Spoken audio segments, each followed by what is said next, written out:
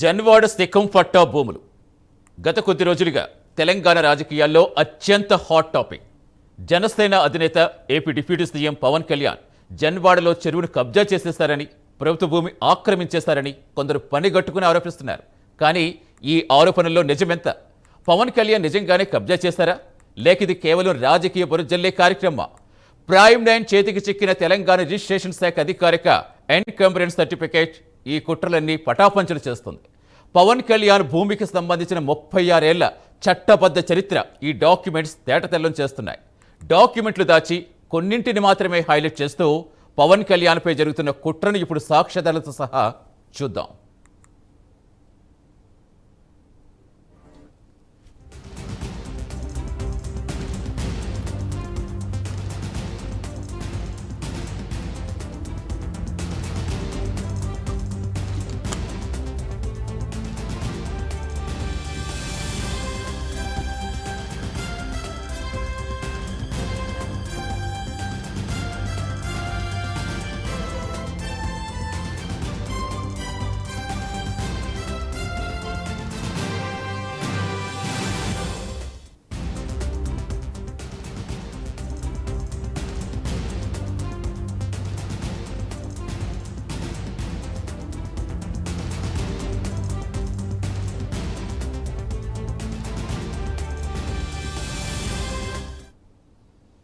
ముందుగా ఈ కబ్జా ఆరోపణలు చేస్తున్న వారికి ఒక సూటి ప్రశ్న. పవన్ కళ్యాణ్ ఈ భూమిని కొన్నది 2014లో. కానీ ఈ భూమికి సంబంధించిన మొదటి రిజిస్ట్రేషన్ డాక్యుమెంట్ నెంబర్ 4364/1994. అంటే 1988లో అగ్రిమెంట్ జరిగి 1994లో రిజిస్టర్ అయ్యింది. కొందరు మేధావులు పవన్ కళ్యాణ్ చాలా ప్లాన్డ్గా ఈ కబ్జా చేసేస్తారని వాదిస్తున్నారు. నిజంగా ఎంత విడ్డూరం!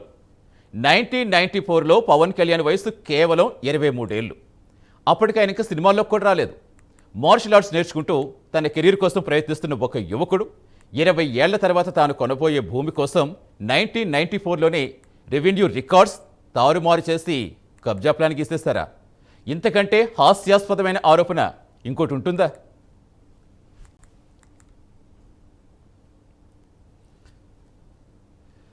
ఇక ఇప్పుడు ఈ ఈసీ డాక్యుమెంట్ చూడండి. 1994లో ఈ శ్రీనివాసరావు అనే వ్యక్తి నుంచి డి ప్రసన్న అనే మహిళ 29 ఎకరాల భూమి కొనుగోలు చేశారు. ఆ తర్వాత 2005లో ఆమె అందులో నుంచి 5 ఎకరాలు కేవి రామకృష్ణ అనే వ్యక్తికి డాక్యుమెంట్ నెంబర్ 12506/2005 ద్వారా అమ్మారు. ఇక మరుసటి ఏడాది అంటే 2006లో ఇంకో 5 ఎకరాలు టి పృథ్వీరాజ్ సింగ్ అనే వ్యక్తికి డాక్యుమెంట్ నెంబర్ 9338/2006 ద్వారా అమ్మారు. అంటే పవన్ కళ్యాణ్ ఆ భూమిని కొనుగోలు చేయడానికి 10 ఏళ్ల ముందే ఆ భూమి ప్రైవేట్ వ్యక్తుల మధ్య చట్టబద్ధంగా క్రయ విక్రయాలు జరిగింది. ప్రభుత్వ భూమి అయితే ఇన్ని రిజిస్ట్రేషన్లు అసలు ఎలా కంటిన్యూ అవుతాయి? ఇక ఆ తర్వాత ఏం జరిగిందంటే 2013లో ఈ భూమి యజమానులైన రామకృష్ణ, పృథ్వీరాజ్ సింగ్ ఇతర భాగస్వాములు కలిసి ఎస్కేవి కృష్ణంరాజు అనే వ్యక్తికి తమ 10 ఎకరాల భూమిపై agreement of sale cum GPA రాసిచ్చారు. దీనికి సంబంధించిన డాక్యుమెంట్ నెంబర్లు 3231/2013 అలాగే 3232/2013 చట్ట ప్రకారం ఏజీపీఏ హోల్డర్కు ఆ భూమిని ఎవరికైనా అమ్ముకునే పూర్తి హక్కు ఉంటుంది. ఇదంతా పక్కాగా రిజిస్ట్రార్ ఆఫీసులో జరిగిన చట్టబద్ధమైన ప్రక్రియ.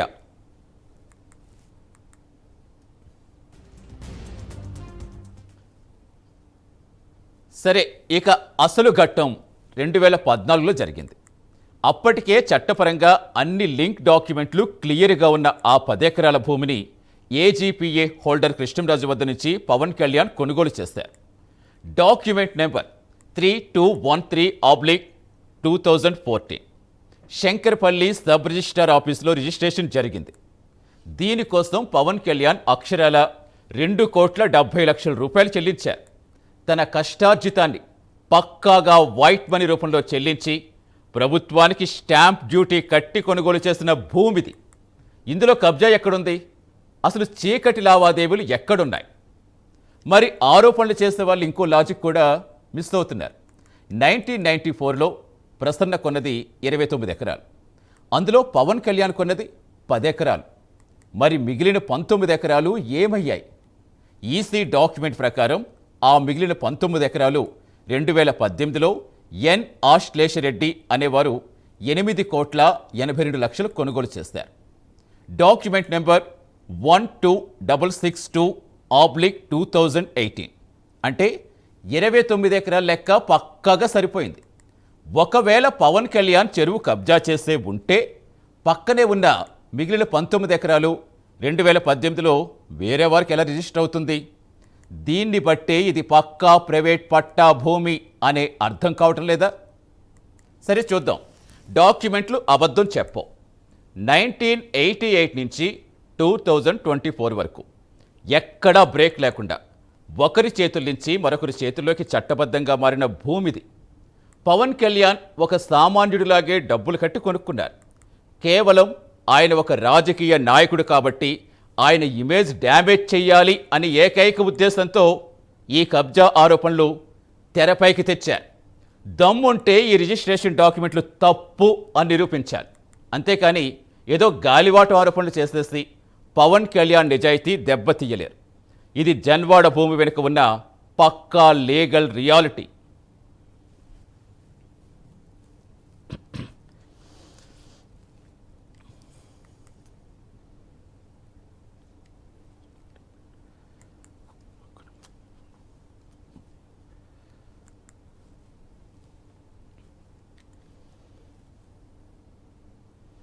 ఇక జన్వాడ సెకం పట్టా భూములు గత కొద్ది రోజులుగా తెలంగాణ రాజకీయాలు ఎంత హాట్ టాపిక్గా మార్చేస్తారో.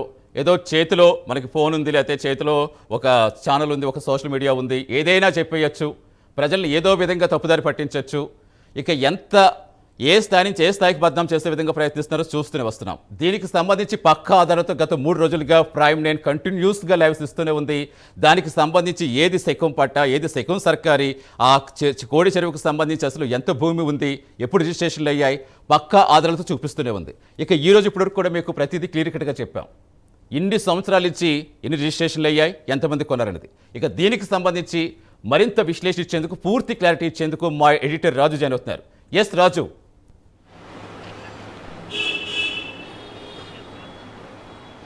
Thank you Satish. మొత్తానికి జన్వాడలో ఉన్నటువంటి భూమిని, కోడి చెరువుని పవన్ కళ్యాణ్ కబ్జా చేశాడు అని చెప్పేసి గత కొద్ది రోజులుగా సోషల్ మీడియాలో ఒక విషయం కక్కుతూ ఉన్నారు.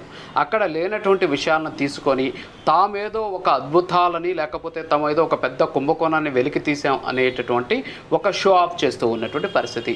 సరైనటువంటి అవగాహన లేకుండా, సరైనటువంటి రెవెన్యూ పరిజ్ఞానం లేకుండా ఈరోజు ఏ విధంగా పవన్ కళ్యాణ్ని బద్నాం చేయాలి అనేటటువంటి ఉద్దేశంతో ఒక కుట్రపూరితంగా జరుగుతున్నటువంటి ఆ కుట్రను ఈరోజు ప్రైమ్ లైన్ న్యూస్ ఛేదించే ప్రయత్నం చేసింది. అందులో భాగంగానే ఏదైతే పవన్ కళ్యాణ్కి సంబంధించి ఇప్పుడు వివాదంగా మారినటువంటి భూమి ఏదైతే ఉందో దానికి సంబంధించినటువంటి 36 సంవత్సరాల చరిత్రని ప్రైమ్ లైన్ న్యూస్ బయటికి తీసింది. ఇప్పుడు మన స్క్రీన్ మీద అది కనిపిస్తూ ఉన్నటువంటి పరిస్థితి. అసలు ఈ భూమి ఎలా పవన్ కళ్యాణ్కి వచ్చింది, అంతకుముందు ఎన్ని సంవత్సరాలుగా ఈ భూమి రిజిస్ట్రేషన్ అవుతోంది అనేటటువంటి పక్కా ఆధారాలను ప్రైమ్ లైన్ న్యూస్ స్క్రీన్ మీద చూడొచ్చు. అంటే ఒక భూమి దాదాపు 36 సంవత్సరాలుగా రిజిస్ట్రేషన్ జరుగుతూ ఉన్నా సరే పక్కాగా పవన్ కళ్యాణ్ తన సొంతంగా సంపాదించినటువంటి డబ్బుతోటి స్టాంపు డ్యూటీ కట్టి వైట్ మనీతోటి ఆ భూమిని కొనుగోలు చేస్తే కబ్జా చేసేసారు, ఇష్టానుసారంగా ఆ భూమిని లాక్కునే ప్రయత్నం చేశారు, చెరువుని చెరపట్టారు అని రకరకాలైన, అంటే నోటికి ఏదొస్తే దాన్ని వీళ్ళు ఒక హెడ్డింగ్ పెట్టేసి వదిలేసి ఇష్టానుసారంగా మాట్లాడుతున్నటువంటి పరిస్థితి. సో ఆ మేధావులందరికీ కూడా ప్రైమ్ లైన్ న్యూస్ ద్వారా మనం ఇప్పుడు కొన్ని ప్రశ్నలు సంధించాలనుకుంటున్నాం. మొదటి ప్రశ్న ఒక్కసారి పీసీఆర్ అది ఒక్కసారి చూస్తే, ఇది మనం చూస్తే ఈ ప్రశ్న ఏంటి అంటే 1994లో ఫస్ట్ మనం చూడాల్సినటువంటి అంశం ఏంటంటే 1994లో మన ఈ భూములకు సంబంధించినటువంటి వివరాలు కానీ మనం కానీ చూస్తే 1994లో ఒక రిజిస్ట్రేషన్ జరిగింది. ఏంటి ఆ రిజిస్ట్రేషన్ అంటే, అప్పట్లో ఈ శ్రీనివాసరావు అనేటటువంటి ఒక వ్యక్తికి అక్కడ 29 ఎకరాల భూమి ఆ సర్వే నెంబర్లో ఉంది. ఈ 29 ఎకరాల భూమికి సంబంధించి 1988లో ఆయన ఒక ఏదైతే అగ్రిమెంట్ చేసుకున్నాడు. ఈ అగ్రిమెంట్ ప్రకారం 1994లో రంగారెడ్డి రిజిస్ట్రార్ ఆఫీస్ అంటే సబ్ రిజిస్ట్రార్ ఆఫీసులో డాక్యుమెంట్ నెంబర్ 4364 బార్ 1994. అంటే 1994లో ఈ డాక్యుమెంట్ నెంబర్ ద్వారా 29 ఎకరాలకు సంబంధించినటువంటి ఈ భూమి ఏదైతే ఉందో ఈ భూమిని 9,000 రూపాయలకి ఈ డి ప్రసన్న కుమారి అనే ఆమె కొనుగోలు చేసినటువంటి డాక్యుమెంట్ అది. అంటే 1994లోనే 29 ఎకరాలు ఆ సర్వే నెంబర్ నుంచి కొనుగోలు చేశారు. సరే, ఇది పక్కన పెడితే ఆ తరువాత ఇదే భూమిని ఎవరైతే అప్పుడు కొనుగోలు చేసినటువంటి డి ప్రసన్న కుమారి అనే ఆమె ఉందో ఆమె కేవి రామకృష్ణ అనేటటువంటి ఒక వ్యక్తికి 200 గుంటలు అంటే 5 ఎకరాల భూమిని 12/506/2005 అనే డాక్యుమెంట్ నెంబర్ కింద Rangareddy registrar office sub registrar ఆఫీస్లో 20 లక్షలకి కొనుగోలు చేసినట్టు సేల్ డీడ్ ప్రకారం విక్రయించింది. అంటే ఇక్కడ ఇందాక నేను చెప్పినటువంటి ఏదైతే ఆ భూమి మొత్తం ఏదైతే 29 ఎకరాలు ఉందో 29 ఎకరాల్లో 5 ఎకరాలు ఆమె కేవి రామకృష్ణ అనే అతనికి అమ్మింది. ఆ తర్వాత మరొక 5 ఎకరాలని ఆమె 2006లో ఇదే రంగారెడ్డి సబ్ రిజిస్ట్రార్ ఆఫీస్లో డాక్యుమెంట్ నెంబర్ 9338 కింద ఆమె ఒక 5 ఎకరాలని అప్పుడు టి పృథ్వీరాజ్ సింగ్ అనే వ్యక్తికి అమ్మింది. అంటే 10 ఎకరాలు విక్రయించారు. ఇంకా ఆమె పేరు మీద 19 ఎకరాలు ఉంది. ఈ 10 ఎకరాలకు సంబంధించి 2013లో ఎవరైతే కేవి రామకృష్ణ ఆమె దగ్గర కొనుగోలు చేసిన కేవి రామకృష్ణ ఒక 5 ఎకరాలు, అలాగే టి పృథ్వీరాజ్ సింగ్ అనేనా, తర్వాత ఆండాలు వెంకటరమణ సుధా, తర్వాత వాళ్ళంతా కూడా దీన్ని క్లాసిఫికేషన్ మార్చుకున్నారు.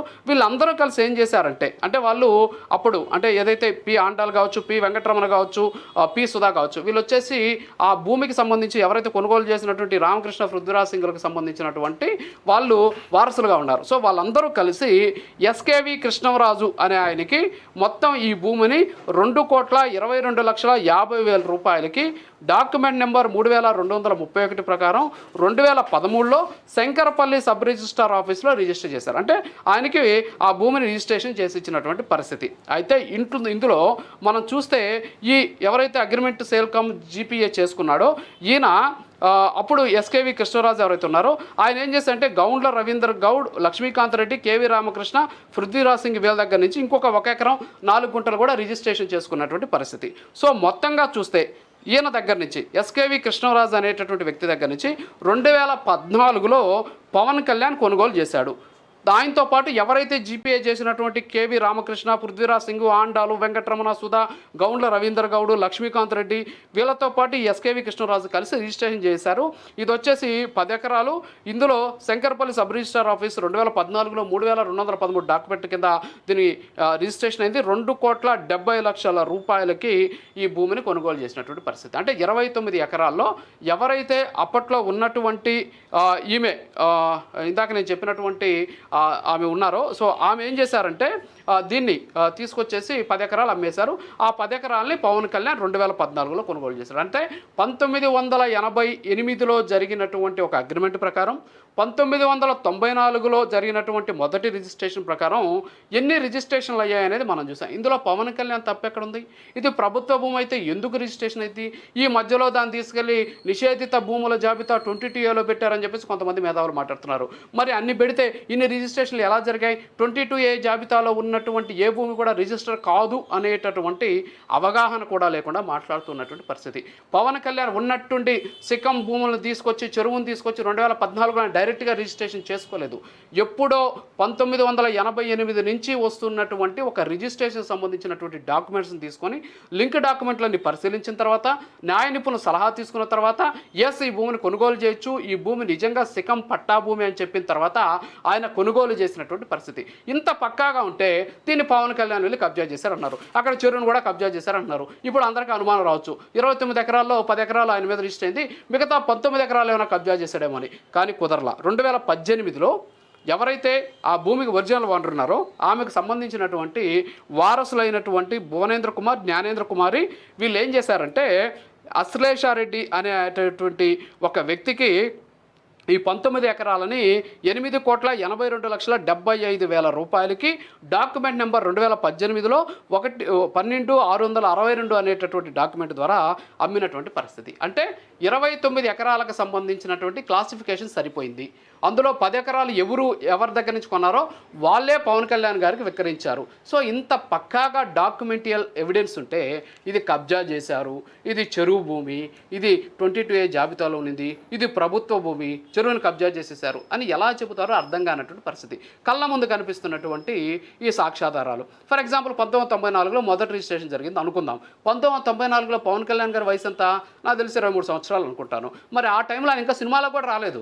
ఆయన అప్పుడేదో మార్షల్ ఆర్ట్స్ నేర్చుకుంటున్నాడు, అప్పుడప్పుడు ఎదుగుతున్న ఆయన 20 సంవత్సరాల తర్వాత అంటే 2014లో నేను ఈ భూమిని కొంటాను కాబట్టి ఇప్పటి నుంచే మనం డాక్యుమెంట్లని మేనేజ్ చేద్దాం, లేకపోతే డాక్యుమెంట్లకు సంబంధించి ట్యాంపరింగ్ చేస్తామని చెప్పేసి అప్పటి నుంచి ఆయన ఏదో కుట్రపడినట్టు ఈరోజు వీళ్ళంతా కూడా మాట్లాడుతున్నారు. ఒక్కొక్క సంవత్సరం ఏ విధమైనటువంటి చరిత్ర ఉంది అనేది పక్కాగా ఈ డాక్యుమెంట్ల ద్వారా మనకు తెలుస్తోంది. ఇది ప్రైమ్ లైన్ స్క్రీన్ మీద కూడా కనిపిస్తూ ఉన్నటువంటి పరిస్థితి. సో ఒక్కసారి ఆ పీసీఆర్ ఆ ప్రశ్నలన్నింటికి కూడా సమాధానం చెప్పాలి. ఇప్పుడు ఫర్ ఎగ్జాంపుల్ ఇందాక నేను అడిగినటువంటి ప్రశ్నలు ఏవైతున్నాయో వీటికి ఖచ్చితంగా సమాధానం చెప్పాల్సినటువంటి అవసరం ఉంది. ఎందుకంటున్నానంటే నేను ఇప్పుడు ఈ డాక్యుమెంట్స్ ఏవైతున్నాయో ఈ డాక్యుమెంట్స్ పక్కానా కాదా వీటిని ఖచ్చితంగా తేల్చాలి. ఎందుకు తేల్చాలి? ఎవరు తేల్చాలంటే ఎవరైతే దీని మీద విమర్శలు వ్యక్తం చేస్తున్నారో వాళ్ళు వీటిని తేల్చాల్సినటువంటి పని ఉంది. 1994లో మొదటి ప్రశ్న 1994లో రిజిస్టర్ అయిన డాక్యుమెంట్ నెంబర్ 4364/1994 ప్రకారం ఈ శ్రీనివాసరావు నుండి డి ప్రసన్న కుమారి 29 ఎకరాల భూమి కొనింది, అవునా కాదా? దీనికి సమాధానం చెప్పాల్సినటువంటి అవసరం ఉంది. సో కొనిందా లేదా దానికి సంబంధించిన డాక్యుమెంట్ ఉంది కదా. మరి ఈ భూమిని 2014లో కొన్న పవన్ కళ్యాణ్ ఆ రోజు ఎలా కబ్జా చేస్తాడు? నెంబర్ 1. నెంబర్ 2 రెండో ప్రశ్న. ఈ రెండో ప్రశ్న మనం చూస్తే 1994లో కేవలం ఇందాక నేను చెప్పినట్టు 23 ఇయర్స్ ఉన్నటువంటి పవన్ కళ్యాణ్ 20 ఏళ్ల తర్వాత కొనేటటువంటి ఈ భూమి ఏదైతే ఉందో దానికోసం అప్పుడే డాక్యుమెంట్లు సృష్టించి కబ్జా ప్లాన్ చేశాడని చెప్పేసి ఎలా చెప్తారు? కనీసం కొద్దిగా అన్నా సరే ఆలోచన ఉందా? అంటే ఎప్పుడో 10-20 సంవత్సరాల తర్వాత కొనేటటువంటి భూమికి ముందుగానే ఆయన ఒక ప్లాన్ చేశాడు అని ఏ రకమైనటువంటి ప్రశ్న నాకు అర్థం కానటువంటి పరిస్థితి. తర్వాత మూడో ప్రశ్న మనం కానీ చూస్తే పవన్ కళ్యాణ్ ఈ భూమిని కొనుగోలు చేసే ముందే 2005లో డాక్యుమెంట్ నెంబర్ 12506/2005 ద్వారా 5 ఎకరాలు కేవీ రామకృష్ణకి రిజిస్టర్ అయితే అది ప్రభుత్వ భూమి ఎలా అయింది? మరి ప్రభుత్వ భూమి అయితే మరి 2005లోనే రిజిస్టర్ అయింది కదా. మరి ఆ రోజే అడ్డుకొని ఉండాలి కదా. మరి ఆ రోజు అడ్డుకోకపోతే 2014లో కొన్నటువంటి పవన్ కళ్యాణ్ కొంటే అది ఎలా ప్రభుత్వ భూమి అయిపోద్ది? అంటే పవన్ కళ్యాణ్ కొంటే మాత్రం అది ప్రభుత్వ భూమే, అంతకుముందు 2005లో అది ప్రభుత్వ భూమి కాకుండా రిజిస్ట్రేషన్ అయితే మాత్రం అవన్నీ గుర్తుకు రావా? అవన్నీ బయట పెట్టమా? వాటికి సంబంధించినటువంటి వాస్తవాలు వెలుగులోకి తీసుకురామా? మరి పక్కగా డాక్యుమెంట్స్ ఉన్నాయి కదా, దీనికి సమాధానం చెప్పాలి. అలాగే 2006లో కూడా మరో 5 ఎకరాలు ఈ పృథ్వీరాజ్ సింగ్ కొనుగోలు చేశాడు డాక్యుమెంట్ నెంబర్ 9338 ద్వారా. మరి అప్పుడు లేని కబ్జా ఆరోపణలు ఇప్పుడు ఎందుకు వస్తున్నాయి? మరి 2005-2006లోని 10 ఎకరాల భూమిని ఒక రిజిస్ట్రేషన్ జరిగింది కదా. 1994లో ఒక రిజిస్ట్రేషన్ జరిగింది కదా. 1988లో మొత్తం 29 ఎకరాలకు సంబంధించినటువంటి ఒక అగ్రిమెంట్ జరిగింది కదా. మరి అప్పుడు కబ్జా ఆరోపణలు ఎందుకు రాలేదు? మరి అప్పుడే దీని మీద కబ్జా అని ఎందుకు చెప్పలేదు? ప్రభుత్వ వ్యవస్థలైన కళ్ళు మూసుకున్నాయా? అంటే పవన్ కళ్యాణ్ కొన్నాడు కాబట్టి ఇప్పుడు అది కబ్జా అయిపోద్దా? అంటే ఇన్ని రిజిస్ట్రేషన్లు జరిగినా సరే ఎందుకని ఇలా మాట్లాడుతున్నారో అర్థం కానటువంటి పరిస్థితి మనకు కనిపిస్తోంది. ఇంకొకటి ఐదో ప్రశ్న మనం చూస్తే 2013లో డాక్యుమెంట్ నెంబర్ 3231 ప్రకారం 10 ఎకరాల భూమికి సంబంధించి ఏదైతే ఈ 10 ఎకరాల భూమి పవన్ కళ్యాణ్ చెప్తున్నామో ఆ భూమిని ఎస్కేవి కృష్ణరాజు ఏజీపీఏ చేసుకున్నాడు, అంటే జనరల్ పవర్ ఆఫ్ పట్టా చేసుకున్నాడు. అందులో పవన్ కళ్యాణ్ చేసిన తప్పేంటి? అంటే అప్పుడు ఆయన ఏమన్నా చెప్పి ఏజీపీఏ చేసుకోమన్నాడా? అంటే అంతకుముందున్న రిజిస్ట్రేషన్స్ రిజిస్ట్రేషన్లు జరుగుతున్నాయి. ఆ మురళీకృష్ణరాజు అని ఆయన కేవీ కృష్ణరాజు అని ఆయన చేసుకున్నాడు. తర్వాత 2006 ప్రశ్న చూస్తే మనం 2014లో డాక్యుమెంట్ నెంబర్ 3213 ద్వారా ఈ ఏజీపీఏ హోల్డర్ నుంచి పవన్ కళ్యాణ్ భూమిని కొనుగోలు చేశాడు. మరి ఇంత చట్టబద్ధంగా ఒక భూమికి సంబంధించినటువంటి కొనుగోలు అంశం జరిగితే ఎందుకని దీని మీద రాద్ధాంతం చేస్తున్నారు? అంటే పవన్ కళ్యాణ్ని తీసుకెళ్ళి ఏదైతే అక్కడ ఉన్నటువంటి తెలంగాణకు సంబంధించిన ప్రజల మెదళ్లలో విషయం నింపేందుకు ఇలాంటి మేధావులంతా కూడా ప్రయత్నిస్తున్నారా? ఇవన్నీ కూడా పక్కా డాక్యుమెంట్సే కదా. ఇది సిక్కం పట్టా భూమి అని తేలుతోంది. ఎఫ్టీఎల్ పరిధిలో ఉన్నప్పటికీ కూడా సిక్కం పట్టా భూమిని ఖచ్చితంగా దాన్ని వ్యవసాయ అవసరాలకు ఉపయోగించుకోవాలని చెబుతోంది. మరి ఇన్ని ఉన్నా సరే ఇంకా కూడా రకరకాలైనటువంటి ఏదేదో చిన్న డాక్యుమెంట్లు తీసుకొచ్చి ఇదే నిజం అని చెప్పి చూపిస్తున్నారే. మరి ఇంత పక్కాగా దానికి సంబంధించిన డాక్యుమెంట్స్ జరిగినాయి. ఇవన్నీ ట్యాంపరింగ్ ఏమైనా చేశారా? 1994లో జరిగిన డాక్యుమెంట్ని ట్యాంపరింగ్ ఏమైనా చేశారా? ఒకసారి చూడండి, ఒకసారి వెరిఫై చేస్తే మీకు అర్థమవుతుంది కదా. ఇంత పక్కాగా డాక్యుమెంట్ ఉన్నా సరే మీరు ఈ విధంగా మాట్లాడుతున్నటువంటి పరిస్థితి. ఇక 7వ ప్రశ్న ఏంటంటే సబ్ రిజిస్ట్రార్ ఆఫీస్లో పక్కాగా స్టాంపు డ్యూటీ కట్టి 2,70,00,000 రూపాయలు వైట్ మనీ తోటి పవన్ కళ్యాణ్ ఈ భూమిని కొన్నాడు. ఇరాన్ కబ్జా చేశాడా? ఊరికిలే తీసుకున్నాడా, డాక్యుమెంట్లు ఏమైనా ట్యాంపరింగ్ చేశాడా, అక్కడ ఉన్నటువంటి భూమి కంచేసేసాడా, లేకపోతే చెరువుని కబ్జా చేసి నిర్మాణాలు ఏమైనా చేపట్టేశాడా? ఏం లేదు కదా. పక్కాగా స్టాంపు డ్యూటీ కట్టాడు. ఎవరైతే ఆయనకు అమ్మినటువంటి ఆ కృష్ణరాజు అలాగే ఎవరైతే ఓనర్లు ఉన్నారో వాళ్ళందరికీ 2,70,00,000 రూపాయలు ఆయన చెల్లించాడు. మరి ఇంత పక్కాగా ఉన్నటువంటి దాన్ని తీసుకొచ్చి ఎలా మాట్లాడతారో అర్థం కానటువంటి పరిస్థితి. ఇక 8వ ప్రశ్న విషయానికి వస్తే మనం 29 ఎకరాల్లో పవన్ కొన్న 10 ఎకరాలు పోగా మిగిలిన 19 ఎకరాలు ఏవి అని చెప్పేసి చాలామంది మాట్లాడుతున్నారు. అది 2018 అంటే పవన్ కళ్యాణ్ గారు 10 ఎకరాలు కొన్నటువంటి 2014 తర్వాత అంటే 4 సంవత్సరాల తర్వాత మిగతా 19 ఎకరాల భూమిని కూడా వాళ్ళు అమ్మేసినటువంటి పరిస్థితి. దానికి సంబంధించినటువంటి రిజిస్ట్రేషన్ కూడా జరిగినటువంటి పరిస్థితి. మరి ఇంత పక్కాగా ఉంటే ఎందుకని ఇది కబ్జా అవుతుంది? కనీసం దాన్ని ఆలోచించేటటువంటి పరిస్థితి కూడా ఉండదా? కనీసం దాని మీద పరిజ్ఞానం కూడా లేకుండా ఏ విధంగా మాట్లాడతారో అర్థం కానటువంటి పరిస్థితి. అంతేకాకుండా 1988 నుంచి మనం చూస్తే ఈ 36 సంవత్సరాల పాటు ఎక్కడ కూడా అన్ని లింకింపు డాక్యుమెంట్లు ఇప్పుడు ఇందాక మనం చూపించినటువంటి ఈసీలో చాలా స్పష్టంగా కనిపిస్తున్నాయి. మరి ఇప్పుడు ఇది కబ్జా అనేసి ఎలా మాట్లాడతారు? ఒకటి.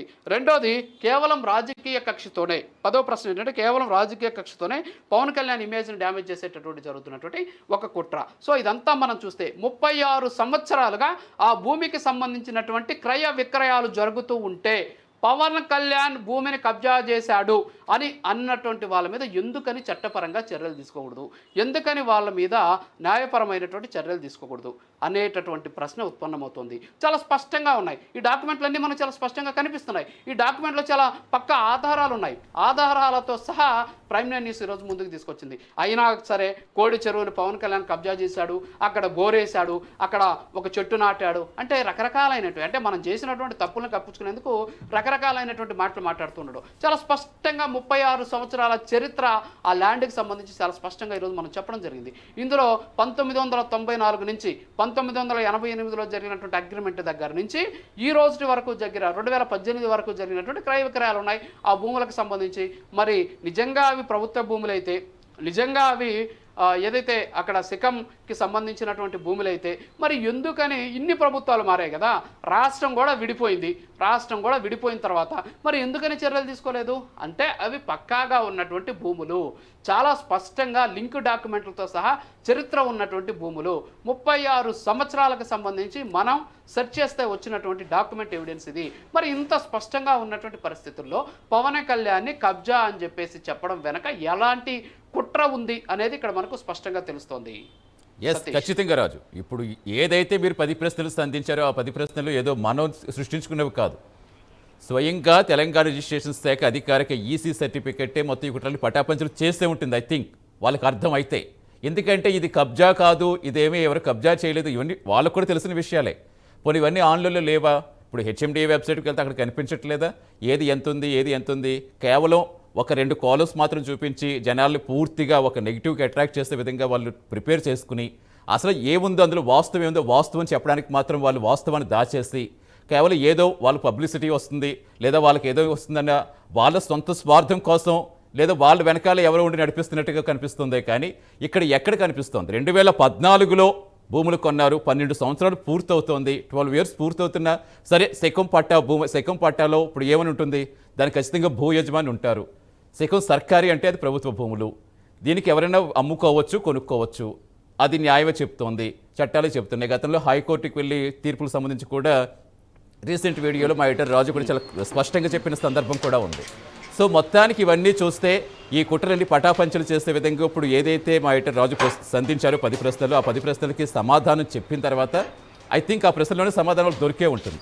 ఎస్ రాజు, అంటే మనం కంప్లీట్గా అసలు ఎలా చూడాలి? ఇప్పుడు హైడ్రా వచ్చింది, వీరన్నట్టుగా ప్రభుత్వాలు మారాయి, హైడ్రా వచ్చింది, ఎక్కడన్నా ఏదైనా కబ్జా జరుగుతుంటే ఇమీడియట్గా వెళ్ళి ఫెన్సింగ్ వేస్తుంది. వాళ్ళకి తెలియదా నిజంగా అక్కడ నిజంగా కబ్జా జరిగింది అంటే? ఇప్పుడు వాళ్ళు పెట్టిన వెబ్సైట్లోనే అదేంటో క్లారిటీగా ఉన్న తర్వాత దేనికి ఇదంతా చేస్తారనుకోవాలి. ఖచ్చితంగా సతీష్, ఎందుకంటే మనం మొదటి నుంచి చూస్తున్నాం ఎఫ్టీఎల్ పరిధిలో ఉన్నటువంటి నిర్మాణాలను ఎప్పుడైతే కూల్చేశారో ఆ రోజు నుంచి ఏం చేశారంటే పవన్ కళ్యాణ్ ఎప్పుడైతే తెలంగాణ మేధావుల ముసుగులో ఆయన మీద విమర్శలు చేసిన తర్వాత పవన్ కళ్యాణ్ జనసేనకు సంబంధించిన నాయకులు దానికి కౌంటర్ ఎప్పుడైతే మాట్లాడారో ఒకటి, రెండోది వచ్చేసి పవన్ కళ్యాణ్ ఎప్పుడైతే తెలంగాణ మీద కొంచెం ఫోకస్ పెంచడం వల్ల ఎక్కడ తెలంగాణలో పవన్ కళ్యాణ్ చరిష్మా పెరుగుతుంది. అంతేకాకుండా రేపు జరగబోయేటటువంటి జిహెచ్ఎంసీ ఎన్నికల్లో జనసేన పార్టీ ఎక్కడ ముందుకు వెళ్తుంది, అక్కడ జనసేన, బీజేపీ అలాగే టీడీపీ కలిసి కానీ పోటీ చేస్తే తద్వారా ఇబ్బందులు తలెత్తేటటువంటి అవకాశాలు ఉన్నాయనేటువంటి ఉద్దేశంతో పవన్ కళ్యాణ్ తెలంగాణకి వ్యతిరేకి, పవన్ కళ్యాణ్ తెలంగాణ ద్రోహి, పవన్ కళ్యాణ్ తెలంగాణకి సంబంధించినటువంటి ఆస్తులను అక్కడ ఉన్నటువంటి ఖనిజాలను అన్నీ దోచేసుకుంటున్నాడు మొత్తం అని చెప్పేసి ప్రజల్లో ఒక విషయాన్ని నాటాలి. ప్రజలకు పాపం ఇవన్నీ కూడా తెలియదు. కేవలం ఈ మేధావులు మాట్లాడుతున్నటువంటి ఆ భాష మాత్రమే వాళ్ళు అబ్జర్వ్ చేసుకునే విధంగా ఒక రకమైనటువంటి సెంటిమెంట్తో మాట్లాడతారు. కానీ సాక్ష్యాధారాలు లేవు. ఈరోజు ఇప్పుడు మనం చూపించాం సాక్ష్యాధారాలు. 36 సంవత్సరాలకు సంబంధించి పవన్ కళ్యాణ్ కొనుగోలు చేసినటువంటి భూమికి సంబంధించినటువంటి చరిత్ర ఇది. 1988లో జరిగినటువంటి అగ్రిమెంట్ దగ్గర నుంచి 2018లో 19 ఎకరాల అమ్మకం వరకు సాగినటువంటి ప్రతి ప్రక్రియని డాక్యుమెంట్ నెంబర్తో సహా ఏ సబ్ రిజిస్ట్రార్ ఆఫీస్లో అది రిజిస్టర్ అయింది, ఏ డాక్యుమెంట్ నెంబర్ మీద రిజిస్టర్ అయింది, ఏ సంవత్సరంలో రిజిస్టర్ అయింది, ఎంతకి కొనుగోలు చేశారు, ఎంతకి అమ్మారు అనేటటువంటి పూర్తి ఆధారాలతో సహా మనం ఇప్పుడు బయటపెట్టడం జరిగింది. అంటే ఇంత స్పష్టంగా పక్కాగా ఆ భూమి ప్రభుత్వ భూమి కాదు అని చెప్పేసి హైడ్రాకి సంబంధించినటువంటి వెబ్సైట్లో చూసినా కూడా సికం పట్టా భూమి అని చాలా క్లియర్గా ఉంది. మరి ఇంత స్పష్టంగా ఉన్నా సరే ఇంకా పదే పదే పదే పదే బురద జల్లడం, చర్యలు తీసుకోకపోతే ప్రభుత్వంలో ఉన్నటువంటి రేవంత్ రెడ్డికి తీసుకొచ్చి పవన్ కళ్యాణ్తో ముడిపెట్టడం. అంటే ఏంటి అంటే మీరు ఏది చెబితే అదే నిజమా? అంటే చట్టాలతోటి, అక్కడ ఉన్నటువంటి డాక్యుమెంట్లతోటి, అంతేకాకుండా విధి విధానాలతోటి ఎలాంటి సంబంధం ఉండదు. ఒకరు బురద జల్లేస్తే ఆ బురదని తుడుచుకుంటా కూర్చునేటటువంటి ప్రయత్నం మాత్రమే జరగాల. ఇంత స్పష్టంగా ఉంది కదా, ఇంత స్పష్టంగా డాక్యుమెంట్ ఎవిడెన్స్ ఉంది కదా. నిన్న ఒక ఆయన మేధావి అంటున్నాడు మ్యూటేషన్ 4 విభాగాలుగా ఎందుకు చేసుకున్నారు అని చెప్పేసి. ఎస్, అదే సర్వే నెంబర్లో కొంత భూమి ఇంకొకరు కొనుగోలు చేసినటువంటి పరిస్థితి ఉంది. అంటే అది మొత్తం 29 ఎకరాలు కదా, ఆ 29 ఎకరాల్లో కొంత భూమిని ఇంకొకరు కొనుగోలు చేశారు. కొనుగోలు చేసినప్పుడు ఒకే సర్వే నెంబర్ పెట్టుకోరు కదా, మ్యూటేషన్ చేసుకుంటారు కదా. ఆ విధంగా మ్యూటేషన్ చేసుకున్నాడు పవన్ కళ్యాణ్. మరి మ్యూటేషన్ చేసుకున్నా కూడా తప్పే, 4 ఎందుకు చేసుకున్నారు అన్నాడు. నిన్న ఒక మేధావి అక్కడికి వెళ్ళి మొత్తం ఇక్కడ చెరువు ఉంది, తెలంగాణకి హైదరాబాద్లో 44-45 డిగ్రీల ఉష్ణోగ్రత ఉన్నా సరే ఇక్కడ చెరువు ఎండిపోలేదు అంటే. ఎస్, అదే పవన్ కళ్యాణ్. ఎందుకంటే మీరు ఏదైతే చేస్తున్నారు, కబ్జా ఆరోపణలు చేస్తున్నారు కదా, నిజంగా కబ్జా చేసేవాడైతే ఆ నీటిని తోలేసి ఆ నీటి చెరువుని కప్పేసి అక్కడ నిర్మాణాలు చేపట్టేవాడు. యథాతథంగా 45 డిగ్రీల ఎండ ఉన్నప్పటికీ కూడా ఆ చెరువులో నీళ్లు ఉన్నాయంటే వాటిని కాపాడుతున్నాడు, నిబంధనలకు అనుకూలంగా ఆ భూమిని వినియోగిస్తున్నాడు.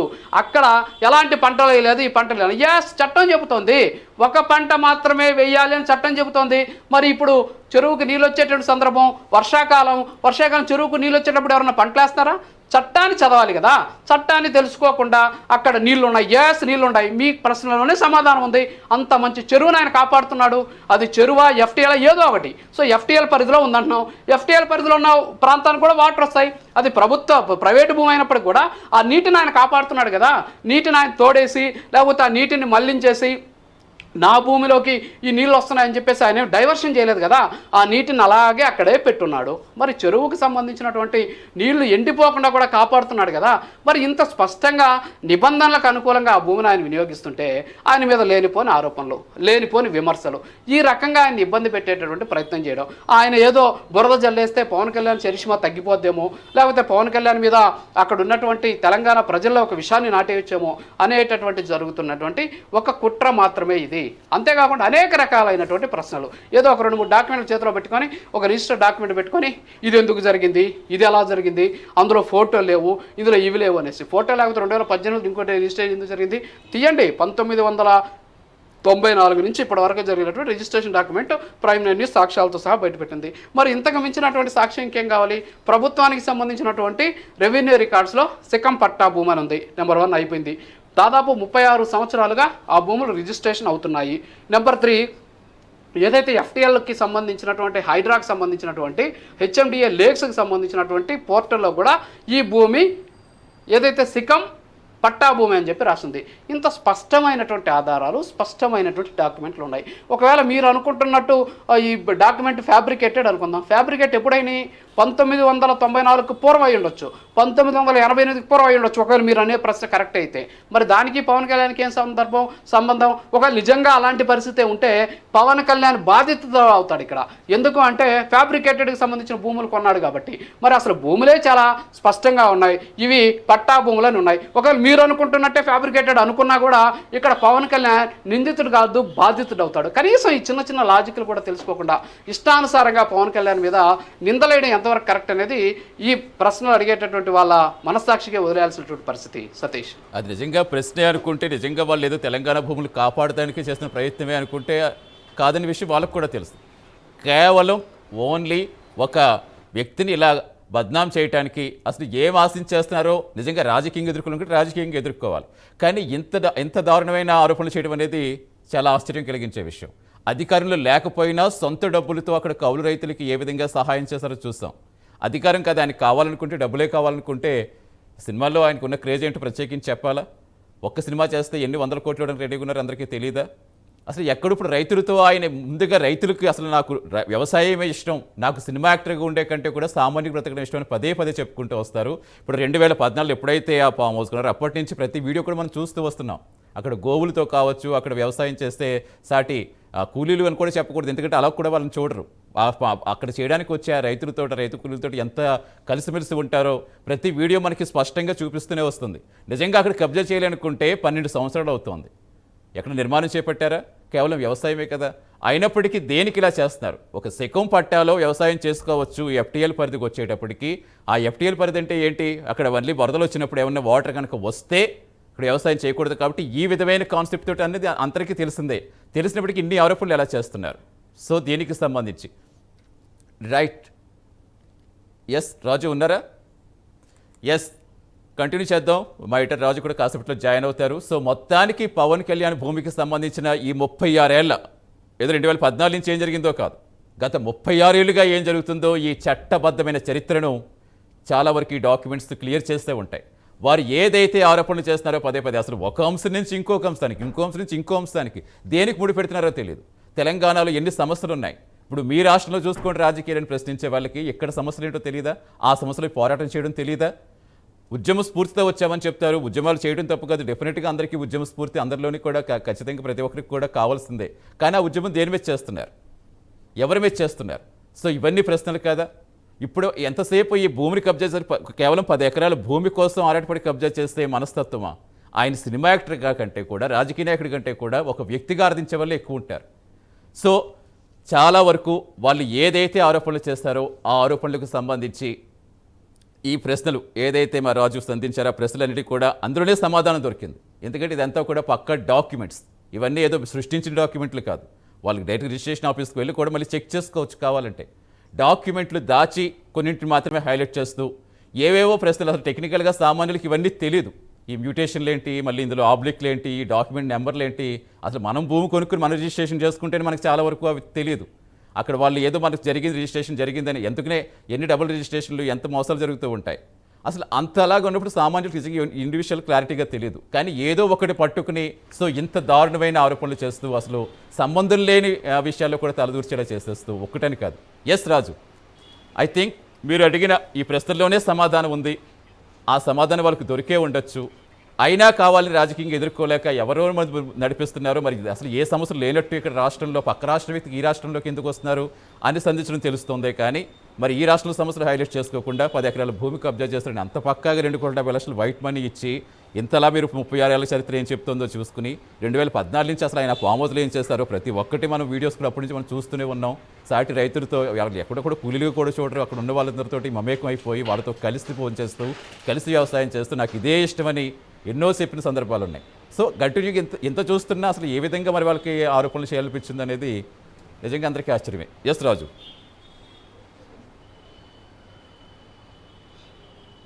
ఎస్ సతీష్, ఇక్కడ ఒకటి అంటే దీన్ని చూస్తుంటే అసలు నవ్వాలా లేకపోతే ఇంకేంటి అర్థం కావట్లేదు. ఎందుకంటే ఇక్కడ పవన్ కళ్యాణ్ గారు ఆ భూమిని కొనేది 2014లో కొన్నారు.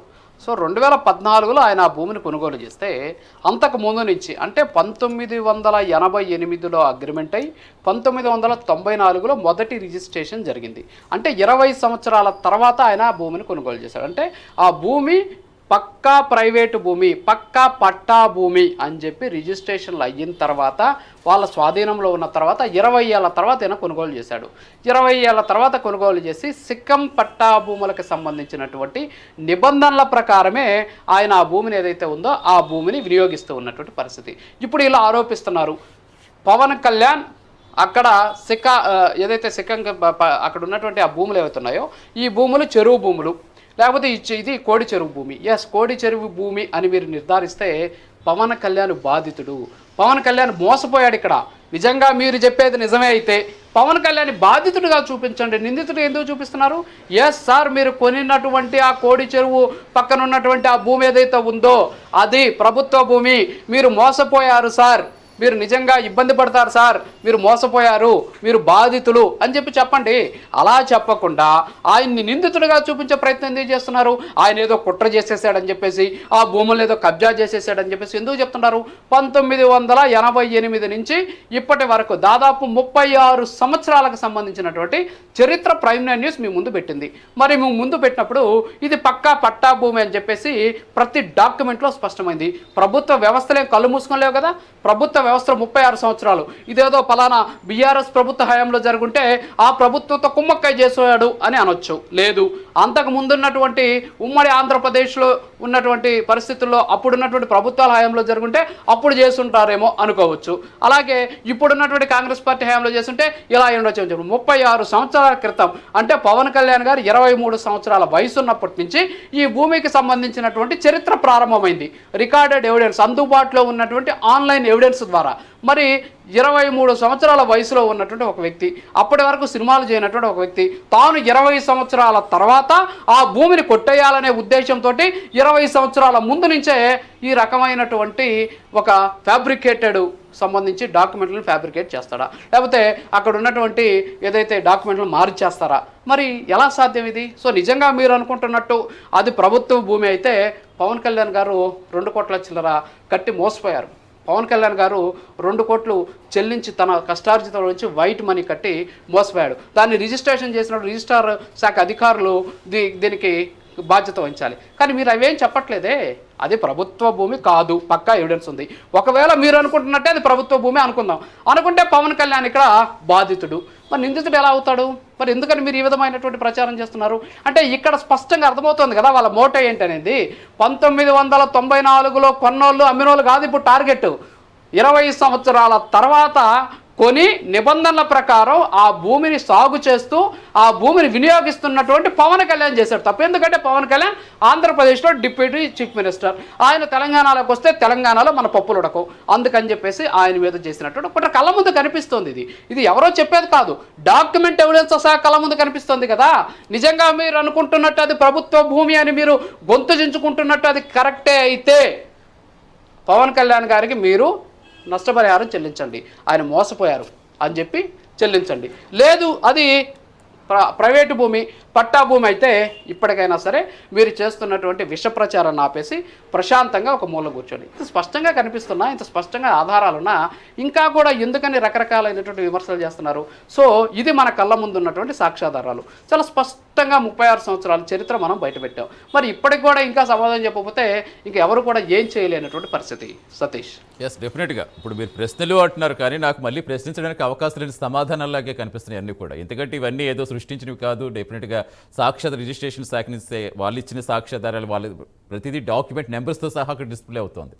వారికి కూడా తెలుసు ఈ ఆరోపణలు దేనికి చేస్తున్నారు, ఇవన్నీ ఆరోపణలే అని. కానీ ఎలా అయితే మ్యానిపులేట్ చేయాలో అన్ని రకాల ప్రయత్నాలు చేస్తున్నారు. సో మొత్తానికి మరి ఈ ప్రశ్నలకు బదులేది అంటూ సంధించిన వాటికి నిజంగా వాళ్ళు సమాధానం చెప్పగలిగితే నిజంగా దాని మీద కూడా చేయండి. దాని మీద కూడా చేసి ఇది కాదు అని చెప్తే అప్పుడు రిజిస్ట్రేషన్ శాఖ ఏం చేస్తుంది, మరి ఇది ఎంత 2,70,00,000 పెట్టుకున్నప్పుడు రిజిస్ట్రేషన్ శాఖ ఏం చేస్తుంది, వాళ్ళు కూడా ప్రశ్నించండి.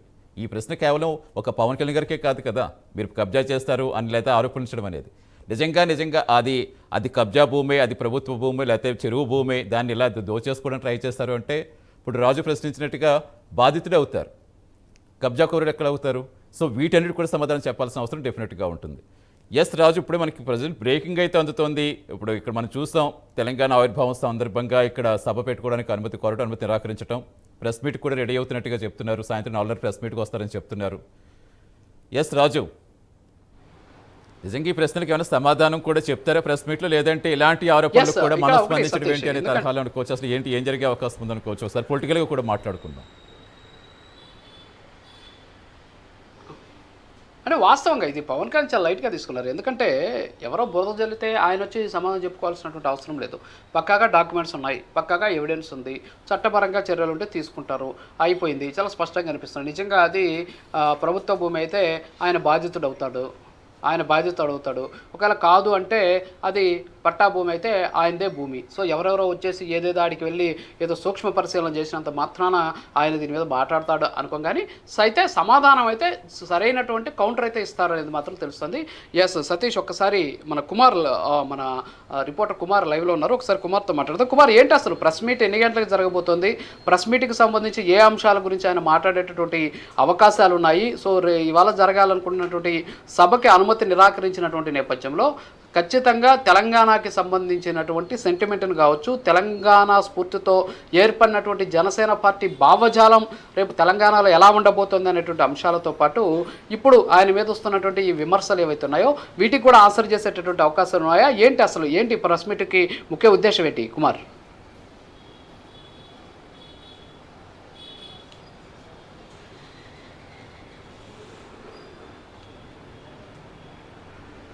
సతీష్, మొత్తానికి ఈ తెలంగాణలోని యశ్రాజు ముఖ్యంగా ఏదైతే తెలంగాణలోని నిన్న ఏదైతే ముఖ్యంగా జనసేనకు సంబంధించి ఈరోజు తెలంగాణ సంకల్ప సభ ఒకటి నిర్వహిద్దామంటూ కూడా ఇప్పటికే జనసేన పార్టీ అయితే భావించింది. ఈ నేపథ్యంలోనే సంధ్యా కన్వెన్షన్లో కూడా పూర్తిగా ఏర్పాట్లన్నీ కూడా పూర్తి చేసుకున్న తర్వాత ఒక కుట్రపూరితంగా ముఖ్యంగా సైబరాబాద్ పోలీసులు ఆ పర్మిషన్ అయితే క్యాన్సిల్ చేశారు.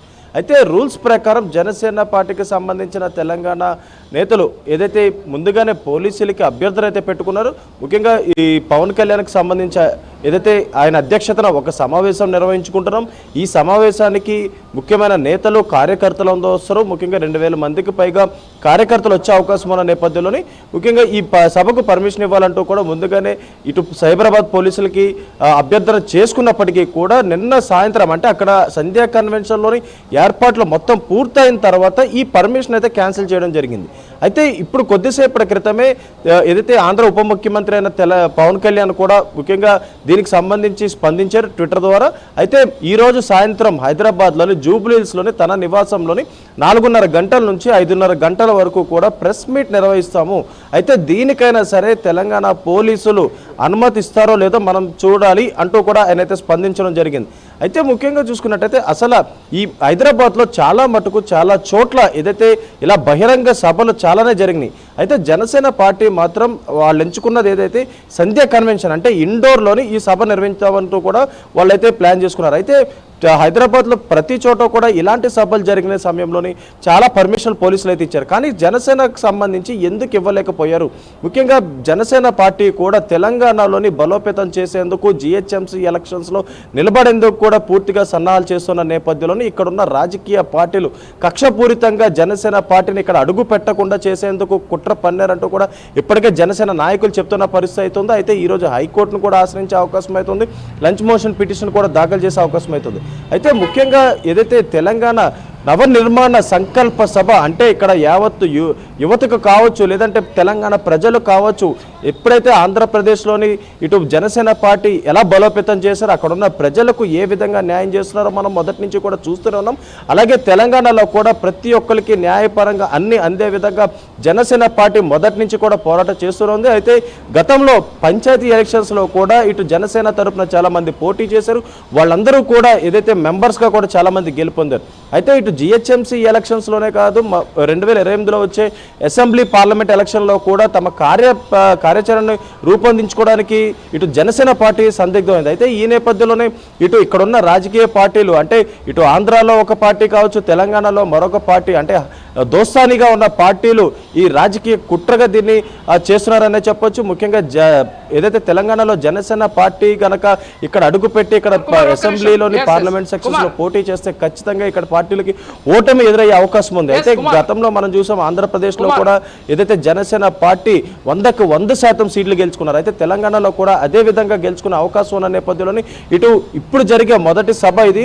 అయితే దీనిని కుట్రపూరితంగా దీన్ని అయితే క్యాన్సిల్ చేయడం జరిగింది. అయితే ఈ రోజు సాయంత్రం 4:30 నుంచి 5:30 గంటల మధ్యలోని జూబ్లీహిల్స్ లోని ఏదైతే పవన్ కళ్యాణ్ నివాసంలోని ఏదైతే ఈ ప్రెస్ మీట్ అయితే జరగనుంది అక్కడికి ముందుగానే ఏదైతే ఈ రోజు ఏర్పాటు చేసుకున్న ఒక సభకు సంబంధించి కీలకమైన నిర్ణయాలన్నీ కూడా ముందుగానే పవన్ కళ్యాణ్ నివాసంలోనే ఏర్పాటు చేసుకుని అక్కడ ఒక సమావేశం ఏర్పాటు చేసుకుని జనసేన నాయకులు కీలకమైన తెలంగాణ నాయకులను అక్కడ పిలిపించుకుని అక్కడ ముఖ్యంగా సమావేశం ఏర్పాటు చేసుకున్న తర్వాత మీడియా ముఖంగా పవన్ కళ్యాణ్ మాట్లాడతారు. అయితే ఇది ఏ విధంగా అసలు కుట్రనే చెప్పొచ్చు. ముఖ్యంగా ఇటు జనసేన పార్టీకి సంబంధించి ఒక సభకు కేవలం ఆ పర్మిషన్ ఇవ్వలేదంటే ఇక్కడ తెలంగాణలోనే ఉన్న రాజకీయ పార్టీలు ఏ విధంగా భయపడుతున్నాయి అనేది అయితే మనం చెప్పొచ్చు రాజు.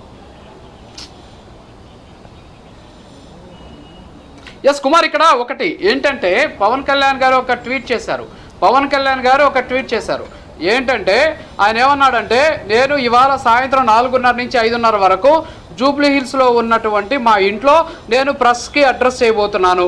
కనీసం అట్లీస్ట్ తెలంగాణ పోలీసులు దీనికైనా సరే ప్రెస్ పర్మిషన్ ఇస్తారా లేదా అనేది చూద్దాం అనేసి ఒక ట్వీట్ చేశారు.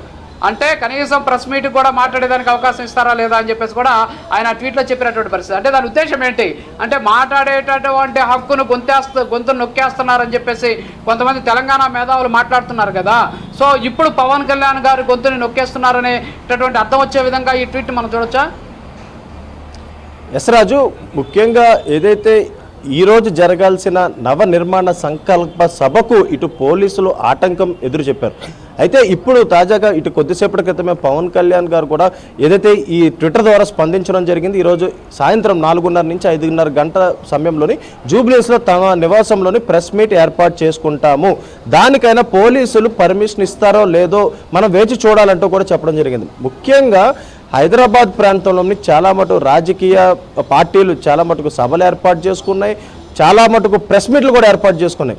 అయితే కేవలం ఇటు జనసేన పార్టీకి సంబంధించి తెలంగాణలో ఏర్పాటు చేసిన ఈ సభకు ఎందుకు ఆటంకం వచ్చిందనే దానిపై కూడా ఒక స్పష్టత ఇచ్చే అవకాశం అవుతుంది. అయితే ముఖ్యంగా ఏదైతే ఇటు ప్రెస్ మీట్లకు కానీ లేదంటే వేరే మీటింగ్స్ అంటే సమావేశాలు అంటే ఇన్నర్గా సమావేశాలు ఏర్పాటు చేసుకుంటారు, వాటెక్కడా కూడా పోలీసులు పర్మిషన్ అవసరం లేదు, కేవలం పోలీసులకి సమాచారం ఇస్తే చాలు. అయితే ఈరోజు సాయంత్రం జరిగే ఈ ప్రెస్ మీటింగ్ కూడా ఇటు పోలీసులు ఆటంకం ఎదురు చెప్పే అవకాశం ఉన్న నేపథ్యంలోనే పవన్ కళ్యాణ్ కూడా చాలా ఘాటుగానే స్పందించారనే చెప్పొచ్చు. ముఖ్యంగా ఏదైతే ఒక ప్రెస్ మీట్లు ఏర్పాటు చేసుకోవాలంటే ఖచ్చితంగా ఇటు పోలీసులు పర్మిషన్ తీసుకోవాలంటే ఖచ్చితంగా లేదనే చెప్పొచ్చు. ఇక్కడున్న పార్టీ ఆఫీసుల్లో కావచ్చు లేదా ప్రజాప్రతినిధుల ఇళ్లలో కావచ్చు చాలా మటుకు ప్రెస్ మీట్లు జరుగుతూనే ఉంటాయి. అయితే వాటి అన్నిటికీ కూడా ఇటు పర్మిషన్స్ అంటే ఏముండో, కేవలం పోలీసులకి సమాచారం మాత్రమే ఇస్తారు. అయితే ముందుగానే ఇటు ఈరోజు జరిగే ఈ సంకల్ప సభ ఏదైతే ఉందో దానికి సంబంధించి కూడా ఇటు జనసేన నాయకులు ముందుగానే సైబరాబాద్ పోలీసులకు కూడా చెప్పడం జరిగింది. దాన్ని ఏదైతే ప్రస్తుతం అడ్డుకట్ట వేయడం జరిగింది. ముఖ్యంగా అక్కడ ఉన్న స్థలం ఏదైతే ఒక క్రిమినల్ కేసులో ఉంది. అయితే 2000 మంది పార్కింగ్ చూపించలేదు. అయితే మరొక పక్క ఈరోజు తెలంగాణ ఆవిర్భావ దినోత్సవం ఉన్న నేపథ్యంలోని ముఖ్యంగా ఏదైతే కొట్లాటలు జరిగే అవకాశం ఉంది. అంటే ఇటీవల కాలంలో మనం చూసాం ప్రొఫెసర్ నాగేశ్వరరావు ఇష్యూలో కూడా ఇటు తెలంగాణకు సంబంధించి కొంతమంది నేతలు స్పందిస్తూనే ఉన్నారు. ఆ విధంగా ఈ రోజు కనుక సంకల్ప సభ జరిగితే ఖచ్చితంగా కొట్లాటలు జరిగే అవకాశం ఉందంటూ కూడా పోలీసులు దాంట్లో ఒక కారణం అయితే పేర్కొన్నారు. అయితే ఈరోజు సాయంత్రం జరిగే ఈ ప్రెస్ మీట్లో పవన్ కళ్యాణ్ చాలా కీలకమైన విషయాలు చెప్పే అవకాశం అయితే ఉంది. తెలంగాణలోని పార్టీకి సంబంధించి జనసేన పార్టీకి సంబంధించి ఏ విధంగా బలోపేతం చేస్తాం, అలాగే మరొక పక్క జిహెచ్ఎంసీ ఎలక్షన్స్లో అంటే ఇప్పుడు 300 వార్డులు జిహెచ్ఎంసీ ఎలక్షన్స్ జరుగుతాయి కాబట్టి ప్రతి వార్డులో కూడా జనసేన అభ్యర్థిని నిలబెట్టే యోచనలో పవన్ కళ్యాణ్ అయితే ఉన్నారు. అయితే వచ్చే 2028 ఎలక్షన్స్ లో అంటే అసెంబ్లీ పార్లమెంట్ ఎలక్షన్స్ లో కూడా ఖచ్చితంగా ఇటు అభ్యర్థులు నిలబెట్టే అవకాశం అవుతుంది. ఖచ్చితంగా తెలంగాణలో కూడా జనసేన జెండా పాతే అవకాశం అవుతుంది. అయితే గతంలో కూడా ఏదైతే ఇటు కూకట్పల్లి ప్రాంతం కావచ్చు మరికొన్ని ప్రాంతాల్లో జనసేన అసెంబ్లీ ప్రాంతాల్లో కూడా పోటీ చేయడం జరిగింది. అయితే అప్పుడు లేని అడ్డంకులు కేవలం ఇప్పుడు ఎందుకు వస్తున్నాయి అంటే ఖచ్చితంగా ఇటు ఏపీలో జనసేన సత్తా చాటింది, తెలంగాణలో కూడా జనసేన సత్తా చాటే అవకాశం అవుతుంది. ఈ విధంగా ఇక్కడ ఏదైతే జనసేనని రాకుండా చేసేందుకు విపరీతంగా ఇక్కడ ఉన్న రాజకీయ పార్టీలు ప్రయత్నాలు చేస్తూనే ఉన్నాయి.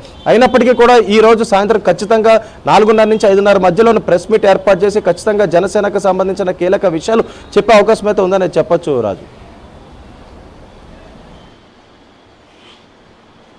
Yeah right, thank you Kumar.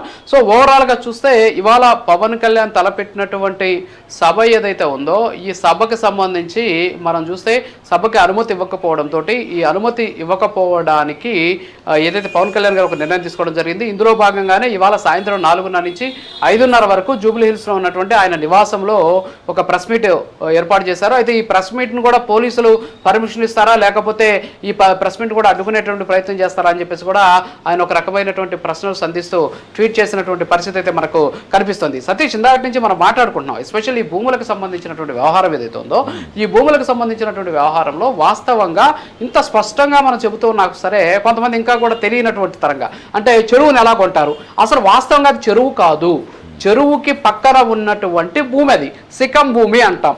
ఈ సికం భూమి అనేది చెరువు FTL పరిధిలో ఉండేటటువంటి భూమి అది నిబంధనల ప్రకారం తెలంగాణకి సంబంధించినటువంటి భూరక్షణ చట్టంలో ఉన్నటువంటి ఒక సెక్షను ఆ సికం భూములకు సంబంధించినటువంటి సికందారులకు సంబంధించినటువంటి హక్కుల విషయాన్ని చాలా స్పష్టంగా చెబుతుంది. అయినా కూడా ఇంకా దాని మీద అవగాహన లేనటువంటి చాలామంది అసలు చెరువు భూమిని ఎలా కొంటారు, చెరువు భూమిని ఎందుకు కొనాల్సి వచ్చిందని. చెరువు భూమిని కొనడం కాదు కదా, అది రిజిస్టర్ అవుతున్నటువంటి సికం పట్టా భూమి, అది చాలా స్పష్టంగా ఉంది. నిజంగా మీరు అడుగుతున్నట్టు చెరువుని ఎలా కొంటారంటే ఇప్పుడు మళ్ళీ పవన్ కళ్యాణ్ అక్కడ బాధితుడు అవుతాడు కదా. మరి ఇంత స్పష్టంగా ఉన్నా సరే చాలా మంది మేధావులు ఏదో తెలియనితనంతో పవన్ కళ్యాణ్ ఏదో తెలంగాణకు సంబంధించినటువంటి ఆస్తులని దోచుకున్నాడు. ఈరోజు మనం చూస్తున్నాం 12 సంవత్సరాలైంది తెలంగాణ ఏర్పడి. ఈ 12 సంవత్సరాల్లో తెలంగాణ కోసం ఆత్మ బలిదానం చేసుకున్నటువంటి ఎంతమంది కుటుంబాలకి ప్రభుత్వాలు మేలు చేశాయి. ఈరోజు పవన్ కళ్యాణ్ ఏదో తెలంగాణకు అన్యాయం చేశాడు, కోడి చెరువుని కబ్జా చేసేసుకున్నాడు, తెలంగాణ వనరులని దోచుకుంటున్నాడు అని చెప్పేసి రకరకాలైనటువంటి విమర్శలు చేస్తున్నారు కదా. మరి ఈరోజు అక్కడ పరిపాలించినటువంటి ఈ పార్టీలన్నీ కూడా ప్రభుత్వాలన్నీ కూడా తెలంగాణకు సంబంధించినటువంటి అమరుల కుటుంబాలకు ఏం చేసింది? ఇప్పటి వరకు కూడా చాలామందికి ఇచ్చినటువంటి ఎక్స్గ్రేషియా అందలేదు, కొంతమందికి ఉద్యోగాలు రాలేదు, ఇంకా చాలామంది ఆత్మ బలిదానాలు చేసి మా పిల్లాడు లేకపోతే మా కుటుంబ సభ్యుడు తెలంగాణ కోసం ఆత్మ బలిదానం చేసుకున్నాడు అని చెప్పి మమ్మల్ని అమరవీరులుగా గుర్తించండి అని చెప్పి వీళ్ళు అడుక్కునేటటువంటి అంటే అడిగేటటువంటి ఒక పరిస్థితికి వచ్చేసింది. మరి ఇది దౌర్భాగ్యకరమైన పరిస్థితి కదా. దీని మీద కదా తెలంగాణకి సంబంధించినటువంటి మేధావులు మాట్లాడాలి, దీని మీద కదా తెలంగాణకి సంబంధించినటువంటి ఈ ఛానల్స్ వాళ్ళు మాట్లాడాలి. ఇది కాకుండా కేవలం పవన్ కళ్యాణ్ ఏదో కోడి చెరువును కబ్జా చేశాడని స్పష్టంగా డబ్బులు ఇచ్చి వైట్ మనీ ఇచ్చి ప్రభుత్వాన్ని ట్యాక్స్ కట్టి అక్కడ ఏదైతే కట్టాల్సినటువంటి నిబంధనల విరుద్ధం కట్టాల్సిన స్టాంపు డ్యూటీ కట్టి ఆయన భూమిని కొంటే అది కబ్జా చేశారు, చెరువును ఆయన స్వాధీనం చేసుకున్నాడు అని చెప్పేసి ఈరోజు దాన్ని హైలైట్ చేస్తారు. అంతేగాని తెలంగాణ కోసం బలిదానం చేసినటువంటి ఆ మహనీయులు ఆ వీరులకు సంబంధించినటువంటి వాళ్ళ కుటుంబాలు ఈరోజు ఎలాంటి దయనీయ స్థితిలో ఉంటున్నాయి, వాళ్ళకి ఏ విధమైనటువంటి సాయం అందించాలి, తెలంగాణ పేరుతోటి ప్రత్యేక రాష్ట్రం ఏర్పడి ఆ ఫలాలను ఈరోజు ఇక్కడ ఉన్నటువంటి వీళ్ళంతా కూడా అనుభవిస్తున్నారంటే దానికి కారణం ఆ రోజు ఎంతోమంది బలిదానం చేసినటువంటి వాళ్ళది కాదా? మరి ఆ కుటుంబాన్ని ఆదుకోవాల్సినటువంటి బాధ్యత ఉంది కదా అని ఏ ఒక్కరైనా మాట్లాడతారంటే ఈ మేధావులు ఎవరు కూడా మాట్లాడరు. పవన్ కళ్యాణ్ గారికి సంబంధించినటువంటి అంశాలంటే చాలా ఇష్టం అనమాట వీళ్ళకి. ఆయన అక్కడ ఏమి జరగకపోయినా కూడా జరిగిపోయిందని చెప్పేసి చూపించేటటువంటి ప్రయత్నం చేస్తూ ఒక బదనాం చేసేటటువంటి ఒక కుట్రపూరితంగా రాజకీయాలు చేసేటటువంటి స్థితికి వచ్చారు.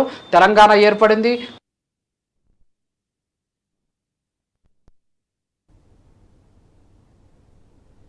ఎస్ రాజు వస్తాను. ప్రస్తుతం మనతో పాటు తెలంగాణ జనసేన ఇన్ఛార్జ్ వంగూరి సాయి కుమార్ గారు జాయిన్ అవుతారు. నమస్తే సాయి కుమార్ గారు. సార్ వినిపిస్తుందా? ఎస్ సాయి కుమార్ వినిపిస్తోంది. ఎస్, అసలు ఏం జరుగుతుంది అనుకుంటారు? అసలు ఎక్కడి నుంచి ఎక్కడికి ముడి పెడుతున్నారు? ఎందుకు ఇన్ని ఆరోపణలు అసలు అనవసరం లేని వివాదాల్లోకి ఎందుకు లాగుతున్నారు? ఇప్పుడు ప్రతిదీ కూడా స్పష్టంగా ఏదైతే కొన్ని రోజులుగా ఈ భూములకు సంబంధించి తెగ ఆరోపిస్తున్నారో ఆరోపణలకి ప్రతిదీ సాక్ష్యాలతో సహా అక్కడ మీకు స్క్రీన్ మీద కనిపిస్తూనే ఉంది.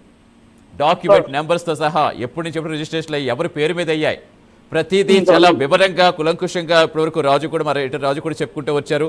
మీకు అక్కడ కనిపిస్తూ ఉంది. అది ఏంటి అసలు ఏం జరుగుతుంది? అసలు ఎందుకు సభలకు అనుమతి ఇవ్వటం లేదు? అసలు మాట్లాడే స్వాతంత్రం లేదంటున్నారు. ఇక్కడ ఏంటంటే కొన్ని యూట్యూబ్ ఛానళ్ళు మనం చూసుకున్నట్టయితే కొన్ని యూట్యూబ్ ఛానళ్ళు వాళ్ళ టీఆర్పీ రేటింగ్ కోసము వీళ్ళు ఏదో 2014లో పవన్ కళ్యాణ్ గారు అక్కడ ల్యాండ్ తీసుకోవడం జరిగింది. అది ఇప్పటి నుండి 2014 అంటే ఇప్పటికి ఎన్ని సంవత్సరాలు అయిందో మీ అందరికీ తెలుసు, ప్రజలందరికీ కూడా తెలుసు. ఈరోజు మనం చూసుకున్నట్టయితే కావాలని ఇన్ని సంవత్సరాల నుంచి లేనిది ఇప్పుడు కావాలని దానిపైన ఒక ధమ్కి ఇస్తే మనకేమైనా పైసలు వస్తాయని చెప్పి కొన్ని యూట్యూబ్ ఛానళ్ళు కావాలని విషపూర్వకమైనటువంటి ప్రచారం ఈరోజు చేస్తున్నారు. ఈరోజు ఈ ప్రచారం కూడా తెలంగాణ సమాజం అంతా కూడా ఈరోజు గమనిస్తుంది. పరిస్థితి ఇట్లా ఏర్పడ్డది. నేను ఏమంటున్నానంటే క్లియర్ కట్ గా, ఒకవేళ ఈ భూమి కబ్జా చేసింది అయితే ప్రభుత్వం ఉంటది, దానికి చట్టపరమైన చర్యలు ఉంటాయి, వాళ్ళు తీసుకుంటారు, వాళ్ళు ఫాలో అవుతారు. మీకు సేమ్ సంబంధం అని అడుగుతున్నా. ఈ రోజు పవన్ కళ్యాణ్ గారిని ఈ రోజు రాజకీయంగా ఎదుర్కోలేక కొన్ని చీడ పురుగులు కావాలని చెప్పి ఇలాంటి విషపూరితమైనటువంటి రాజకీయం చేస్తుంటే తెలంగాణ ప్రజలు ఎవరు కూడా దీన్ని సహించరు, తిప్పికొట్టే ప్రయత్నం చేస్తారు. కానీ ఏ రోజు కూడా పవన్ కళ్యాణ్ గారు ఎవరిని మోసం చేసినట్టు, ఎవరు పైసలు లాక్కున్న చరిత్ర లేదు. కష్టపడి తన సొంత డబ్బులు ఈరోజు చూసుకుంటే ఆంధ్రప్రదేశ్ లో కౌలు రైతులకి ఎన్ని కోట్లు ఇచ్చిండో ఒకసారి చూసుకోండి మీరు. ఇలాంటి నాయకుడిని పట్టుకొని ఈ రోజు ఇష్టం వచ్చినట్టు మాట్లాడితే దిరతరపడి తెలంగాణ రాష్ట్రం నుండి మేము ఎవరం కూడా ఊరుకునే ప్రసక్తి లేదు. ఎందుకంటే తెలంగాణ గడ్డ మీద పుట్టిన బిడ్డగా జనసేన పార్టీలో ఈ రోజు కొట్లాడి తెచ్చుకున్న తెలంగాణ రాష్ట్రం మాది. లాఠీ దెబ్బలు మా పైన పడ్డాయి, రబ్బర్ బుల్లెట్లు మా పైన పడ్డాయి. అలాంటిది తెగించి పోరాడి తెచ్చుకున్న తెలంగాణ ఈ రోజు మా జనసేన పార్టీ నాయకుడు పవన్ కళ్యాణ్ గారు నీతి నిజాయితీ పరుడు అని చెప్పి కూడా ఈ రోజు మేము మా జెండా భుజం పైన వేసుకొని మేము ఈ రోజు పార్టీలో కొనసాగుతున్నాము. అలాంటి పట్టుకొని మీరు ఇష్టం వచ్చినట్టు మాట్లాడితే మాత్రం ఎవడు ఊరుకునేటోడు లేడు. ఈ యూట్యూబ్ ఛానల్ ఏవేవైతున్నాయో కొన్ని, ఆ యూట్యూబ్ ఛానల్కి నేను ఈరోజు జనసేన పార్టీ తెలంగాణ రాష్ట్రం నుంచి మీ అందరికీ ఒకటే చెప్తున్నాను. ఈరోజు ప్రజలకి రోడ్ల పైన రైతులు వడ్లు మక్కలు రోడ్ల పైన పోసుకొని కొనండ్రా అని చెప్పి మొర్రో అని ఏడుస్తుంటే వాళ్ళ రైతులను పట్టించుకుంటూ లేడు ఈరోజు. అదే విధంగా తెలంగాణ రాష్ట్ర వ్యాప్తంగా కూడా నిరుద్యోగులకి ఉద్యోగాలు లేవు. ఈ రోజు అవిటిపైన పోరాడండి. కాంగ్రెస్ పార్టీ ఇచ్చినటువంటి హామీలు ఏమైతే ఉన్నాయో ఆ హామీలని ప్రజల్లోకి నెరవేర్చే విధంగా యూట్యూబ్ ఛానల్ అన్ని కూడా పనిచేయాలని చెప్తున్నాను. ఇష్టం వచ్చినట్టు తప్పుడు సమాచారం, తప్పుడు వార్తలు మాట్లాడి అవాకులు చవాకులు పేరిస్తే మాత్రం ఇక్కడ ఊరుకునేటోళ్ళు లేరు. ఈ తెలంగాణ రాష్ట్ర ప్రభుత్వాన్ని కూడా నేను తెలియజేస్తున్నాను, ఇలాంటి ఛానళ్ల పైన మీరు కఠిన చర్యలు తీసుకోవాలని చెప్పి కూడా నేను తెలియజేసుకుంటున్నాను తెలంగాణ రాష్ట్ర ప్రభుత్వానికి. ఎస్ సాయి కుమార్ గారు, ఇప్పుడు మీరింటికి వెళ్ళి తెలంగాణ ఆవిర్భావ దినోత్సవం, ఎంతోమంది అమరులు తమ ప్రాణత్యాగాలు చేసిన సందర్భం, అందరినీ స్మరించుకుంటూ చేస్తున్నారు. సరే, కానీ వాళ్ళకి ఏ న్యాయం జరిగింది, వాళ్ళకి ఇంకా ఎవరికి న్యాయం జరగలేదు, ఈ సమస్యలు పైకి తీసుకొస్తే తెలంగాణ వాసులకు ఏమన్నా వాళ్ళకి లాభం చేకూరుతుంది, వాళ్ళకి తెలంగాణకు సేవ చేసినట్టు అవుతుంది. కానీ ఎందుకు అసలు సంబంధం లేని వాటిని జోడించి గత కొన్ని రోజులుగా కేవలం పవన్ కళ్యాణ్ గారు మాత్రమే రాజకీయాల కేంద్ర బిందువుగా మారిపోయి ఆయన ఏం చేసినా ఆయనకి సంబంధం ఉన్నా లేకపోయినా ఆయన ఇష్యూలోకి లాగి ఎంత విధంగా క్రియేట్ చేస్తున్నారంటే దేనికి సంబంధించి అనుకోవాలి. ఇప్పుడు అంటే ఆల్రెడీ రీసెంట్గా చూస్తాం పంచాయతీ ఎన్నికల్లో ఎలాంటి ఎఫెక్ట్ చూపించారో, ఇప్పుడు త్వరలో జిహెచ్ఎంసీ ఎన్నికలు రాబోతున్నాయి. ఏంటి అసలు ఏమనిపిస్తోంది మీకు? ఇంటర్నల్గా ఏం జరుగుతుంది క్షేత్రస్థాయిలో? రాజకీయంగా ఈరోజు మనం చూసుకున్నట్టయితే రాజకీయంగా ఎదుర్కొనే సత్తా లేక ఈరోజు విషపూర్వకమైనటువంటి అవాకులు చవాకులు వెలుస్తున్నారు. ఎవ్వరు ఏం చేసినప్పటికీ కూడా, ఎవ్వరు ఏం చేసినా కూడా ఇప్పుడు వచ్చే గ్రేటర్ హైదరాబాద్ ఎలక్షన్ లో జనసేన పార్టీ చాలా బలమైన పోరాటం చేయబోతుంది. బలంగా మనం అందరం కూడా ఫైట్ చేస్తున్నాము. మేము అవసరమైతే మేము గ్రేటర్ హైదరాబాద్ లో కూడా సీట్లు గెలుచుకొని మేయర్ కూడా కొట్టబోతున్నామని చెప్పి కూడా తెలియజేసుకుంటున్నాను. తెలంగాణ ఉద్యమం కోసం అమరులు ఎవరెవరైతే ఉన్నారో అమరులు ఎవరైతే ఉన్నారో చనిపోయిన కుటుంబాలు 1200 మంది ఈరోజు చనిపోయారు తెలంగాణ రాష్ట్ర వ్యాప్తంగా చూసుకుంటే. వాళ్ళ కుటుంబాలకి ఈరోజు న్యాయం జరిగిన దాఖలా లేదు. ఇలాంటి కుటుంబాల కోసం మేమందరం కూడా జనసేన పార్టీ తెలంగాణ కుటుంబాలకి అండగా ఉంటుంది అని చెప్పి కూడా ఈరోజు నేను తెలంగాణ జనసేన పార్టీ తెలియజేస్తున్నాను. ఈ రోజు జరిగే సంకల్ప సభ ఏదైతే ఉందో ఆ సభ కూడా ఈ సాధక్స్ ఎవరైతే ఉన్నారో జనసేన పార్టీకి సంబంధించినటువంటి వాళ్ళందరికీ కూడా మేము అండగా ఉండడానికి, వాళ్ళ గురించి తెలంగాణ రాష్ట్రంలో పార్టీ బలోపేతం చేయడానికి ముందుకు వెళ్లే విధంగానే ఈరోజు పార్టీ మీటింగ్ ఉంటుంది తప్ప ఇది ఏదో మేము ఎలక్షన్ స్టంట్ల కోసం చేస్తున్నటువంటి మాట కాదు. వీళ్ళు ఏదేదో ఇష్టం వచ్చినట్టు రాజకీయంగా ఎదుర్కోలేక అడ్డమైన అవాకు చవాకులు పేలుస్తున్నారు. ప్రజలందరూ కూడా దీన్ని గమనిస్తున్నారు. పవన్ కళ్యాణ్ గారు మనం చూసుకున్నట్టయితే 2 సార్లు వరదలు వస్తే ఒకసారి ₹1 కోటి, 2 సార్లు 2 కోట్లు తెలంగాణ రాష్ట్రంకి ఇచ్చినప్పుడు అదే కొండగట్టు ఆంజనేయ స్వామి దగ్గరికి పవిత్రమైనటువంటి తెలంగాణ రాష్ట్రంలో ఉన్నటువంటి ఆంజనేయ స్వామి టెంపుల్ దగ్గరికి కూడా పవన్ కళ్యాణ్ గారు 35 కోట్ల 19 లక్షల రూపాయలు ఈరోజు గుడి నిర్మాణం కోసం ఇస్తే ఎవరు కూడా ఆ రోజు మాట్లాడలేడు, ఎవరు కూడా అప్రిషియేట్ చేయలేడు. ఆంధ్ర సోమన్ ఎవరు కూడా ఆ రోజు అనలేడు. ఈ రోజు అవాకులు చవాకులు వెలుస్తున్నారు. ఆంధ్ర పార్టీ వచ్చి తెలంగాణలో ఏం చేస్తుంది, ఏం ఉద్ధరిస్తుందని వాళ్ళందరికీ చెప్తున్నా నేను. పవన్ కళ్యాణ్ గారు ఎన్ని సంవత్సరాల నుంచి తెలంగాణ రాష్ట్రానికి ఎందుకు మాట్లాడలేరు, మీ నోరు ఎక్కడ పోయినా అని కూడా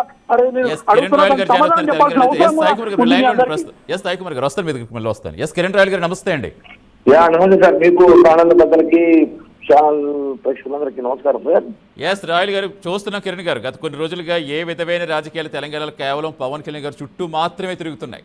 అది ఈ పార్టీ అని కాదు, ఆ పార్టీ అని కాదు, లేదా మేధావులు కాదు, ఆ మీడియాలు కాదు, సోషల్ మీడియాలు కాదు, ఎందుకు ఇంతలా దేనికి చేస్తారనుకోవాలి సార్ ఒకటి, తెలంగాణలో పుట్టిన పార్టీ తెలంగాణలో పెట్టకూడదంటే చాలా బాధాకరం.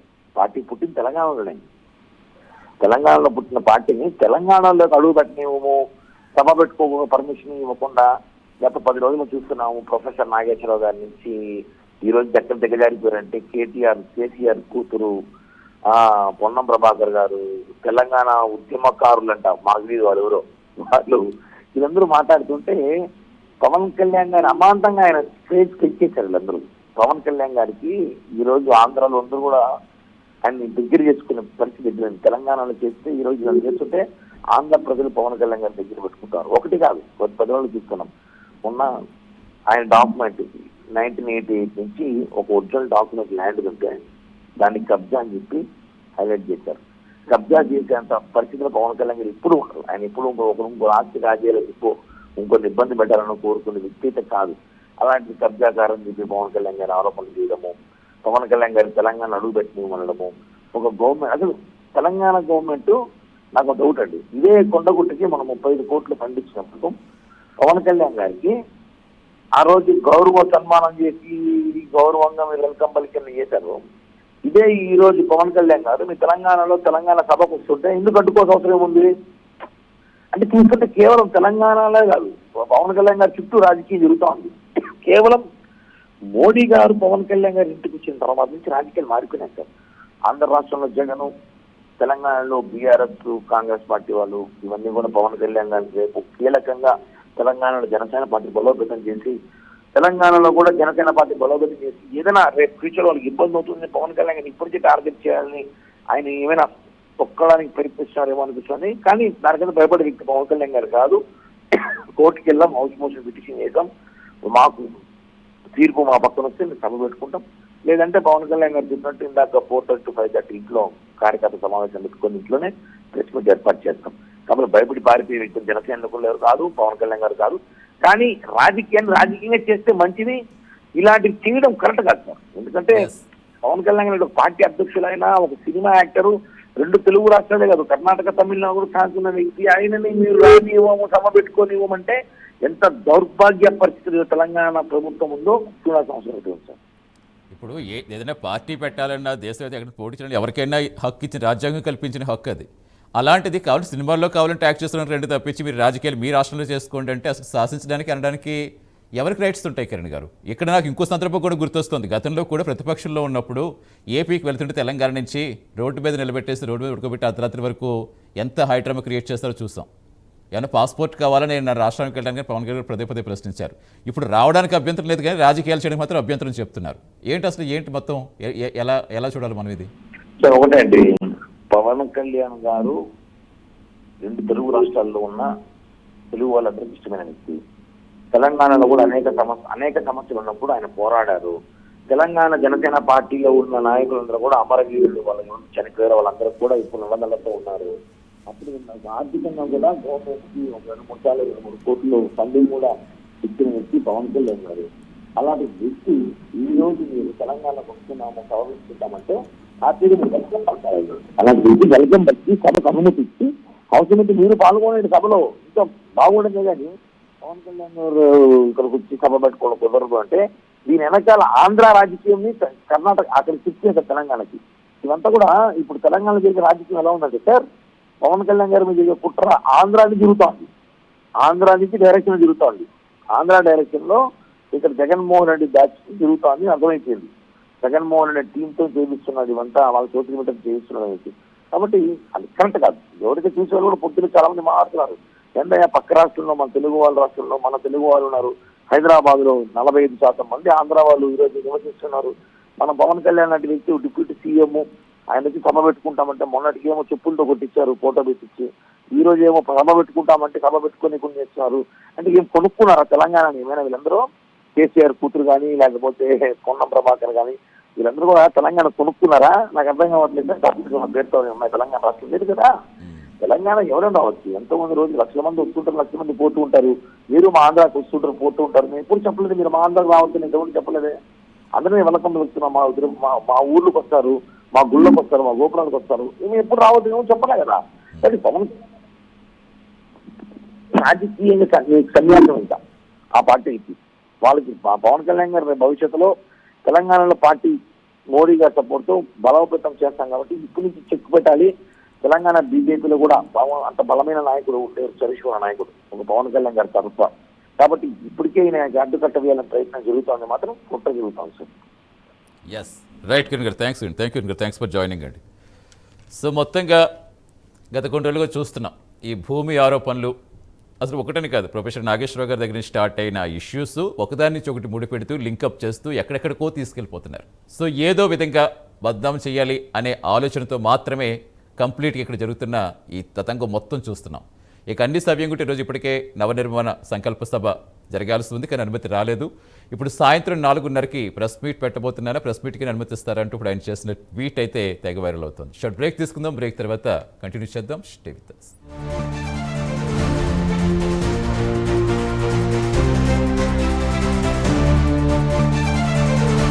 ఈ బులెటిన్ ని సమర్పించిన వారు దేశంలో అన్ని చేంజ్ అయ్యాయి, మీ నగలు కూడా చేంజ్ చేయండి. మీ పాత నగకు గ్రాముకి 150 రూపాయలు ఎక్స్ట్రా పొంది కొత్త నగలు తీసుకోండి. అదే తక్కువ తరుగుకు మీ లలితలో మాత్రమే. హే స్వాతి, రాగి బొబ్బట్టు చాలా health conscious. Sugar free Mysore Pak super duper health conscious. ఒక్క నిమిషం, ఆయిల్ కాన్షియస్ లేకపోతే హెల్త్ కాన్షియస్ లేనట్లే. అంటే సాధారణ ఆయిల్ భోజనంలో తక్కువ వైటమిన్స్ ని ట్రాన్స్ఫర్ చేస్తుంది. ఫియోనాకు మారండి. ఇతర వైటో protect formula ordinary sunflower oil తో పోలిస్తే 50% వరకు ఎక్కువ వైటమిన్స్ ని నూనెతో తినే వాటిలోకి ట్రాన్స్ఫర్ చేస్తుంది. అంటే హెల్త్ కాన్షియస్ ఉంటే ఆయిల్ కాన్షియస్ కూడా ఉండాలి. ఫియోనాకు మారండి. మంచివి ఎంచుకోండి, మంచివి తినండి.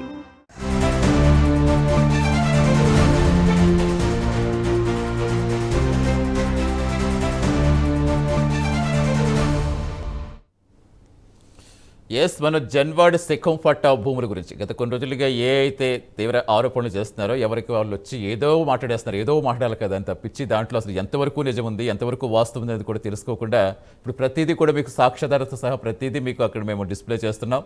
గత కొద్ది రోజులుగా తెలంగాణ రాజకీయాల్లో ఇదే పెద్ద హాట్ టాపిక్గా అయిపోయింది. ఎస్, ప్రస్తుతం మనతో స్పందించేందుకున్నారు రాయపాటి అరుణ్ గారు, జనసేన నాయకురాలు. నమస్తే అరుణ్ గారు. నమస్తే సార్. అరుణ్ గారు, చూస్తున్నాం గత కొన్ని రోజులుగా అసలు ఏకంగా చెరువునే కబ్జా చేసేస్తారు, భూములే మొత్తం దోచేస్తారు, 500 కోట్లకు పైగా కబ్జా చేసేస్తారని రకరకాల తమ్ముళ్ళు ఎవరిష్టం వచ్చినట్టుగా వాళ్ళు పెట్టుకుంటూ ఎలా బద్నాం చేయాలా, ఎలా తెలంగాణలో పవన్ కళ్యాణ్ గారు మొత్తం ఏం చేయాలన్నట్టు ఆలోచనలతో తప్పించి అసలు ఎదురు ఎంతవరకు వాస్తుంది కూడా చూసుకోకుండా ఇప్పుడు ప్రతిదీ కూడా మనం ఒక డాక్యుమెంట్తో సహా ఈ 2014 నుంచి కాదు 1994 నుంచి ఉన్న డాక్యుమెంట్, ప్రతిదీ డాక్యుమెంట్ నెంబర్స్తో సహా అక్కడ మనం డిస్ప్లే చేస్తున్నాం. సార్, మీకు కోపం రావచ్చేమో తెలియదు కానీ ఒక మాట అయితే చాలా స్పష్టంగా చెప్పగలను సార్. గత కొన్ని సంవత్సరాలుగా 2 తెలుగు రాష్ట్రాల్లో మీడియా ముసుగులో కొందరు జర్నలిస్టులు, కాస్త అందరిని అనట్లేదు, నేను కొందరిని అంటున్నాను, జర్నలిస్టులుగా మారిపోయి కొన్ని రాజకీయ పార్టీల్ని, కొంతమంది నాయకుల్ని టార్గెట్ చేసి ఇలాంటి పుకార్లను సృష్టించి వాళ్ళ మీద బురద చల్లడం అనేది పరిపాటిగా మారిపోయింది.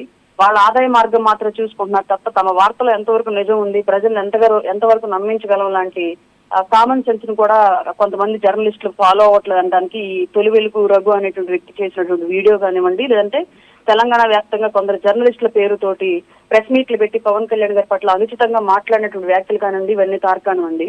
పవన్ కళ్యాణ్ గారి వ్యక్తిత్వం 2 తెలుగు రాష్ట్రాల్లో ప్రతి ఒక్కరికి తెలుసు. సర్వ సౌకర్యాలను, సౌకర్యవంతమైన జీవితాన్ని వదులుకొని ప్రజల కోసం రోడ్డు మీదకి వచ్చినటువంటి వ్యక్తి చెరువులను కబ్జా చేస్తాడా? ఏదైనా ఆపదొస్తే 2 రాష్ట్రాల్లో అకౌంట్ లో ఉన్న చివరి రూపాయితో సహా ప్రజలకి, ప్రభుత్వానికి విరాళంగా ఇచ్చి ఒంటి చేతులతో వెళ్ళగలిగేటువంటి వ్యక్తి ప్రజల ఆస్తుల్ని, చెరువుల్ని కబ్జా చేయగలడా? మా రాష్ట్రంలో తండ్రి ముఖ్యమంత్రిగా ఉన్నప్పుడు ఆ తండ్రి యొక్క పదవిని అడ్డు పెట్టుకొని, అలాగే తన పదవిని అడ్డు పెట్టుకుని జగన్మోహన్ రెడ్డి గారు లాంటి వ్యక్తులు, ఆయన మంత్రివర్గం వ్యక్తులు ఆక్రమించినటువంటి ప్రభుత్వ భూముల్నే ఈ రోజు అధికారంలోకి వచ్చిన వెంటనే కూడా ప్రజల ఆస్తులు ఇవన్నీ అని చెప్పేసి తీసుకొచ్చి మళ్ళీ ప్రజా ఆస్తికి జత చేసినటువంటి వ్యక్తి ప్రజల ఆస్తుల్ని, అలాగే చెరువుల్ని కబ్జా చేస్తాడు. అసలు పవన్ కళ్యాణ్ గారి మీద నింద వేసే ముందు కనీసం ఆధారాలైనా సేకరించి ఇట్లాంటి మాటలు మాట్లాడుంటే బాగుండేది. తికం భూములు పట్టా ఇవ్వచ్చు, అలాగే అవి సేద్యం చేసుకోవచ్చు అని చెప్పేసి అక్కడ ఉన్నటువంటి హైడ్రా కమిషనర్ ఎవరైతే ఉన్నారో రంగనాథ్ గారు ఆయన చెప్తూ ఉంటే ఆయనకు కూడా ఇప్పుడు కులం అంట కడుతున్నారండి. అదేమంటే ప్రాంతాల మధ్య విభేదాలను తీసుకొచ్చి మా తెలంగాణ అని అంటారు, కరెక్టే. కానీ తెలంగాణ ప్రజల కోసం పనిచేస్తున్నారు వీళ్ళంతా.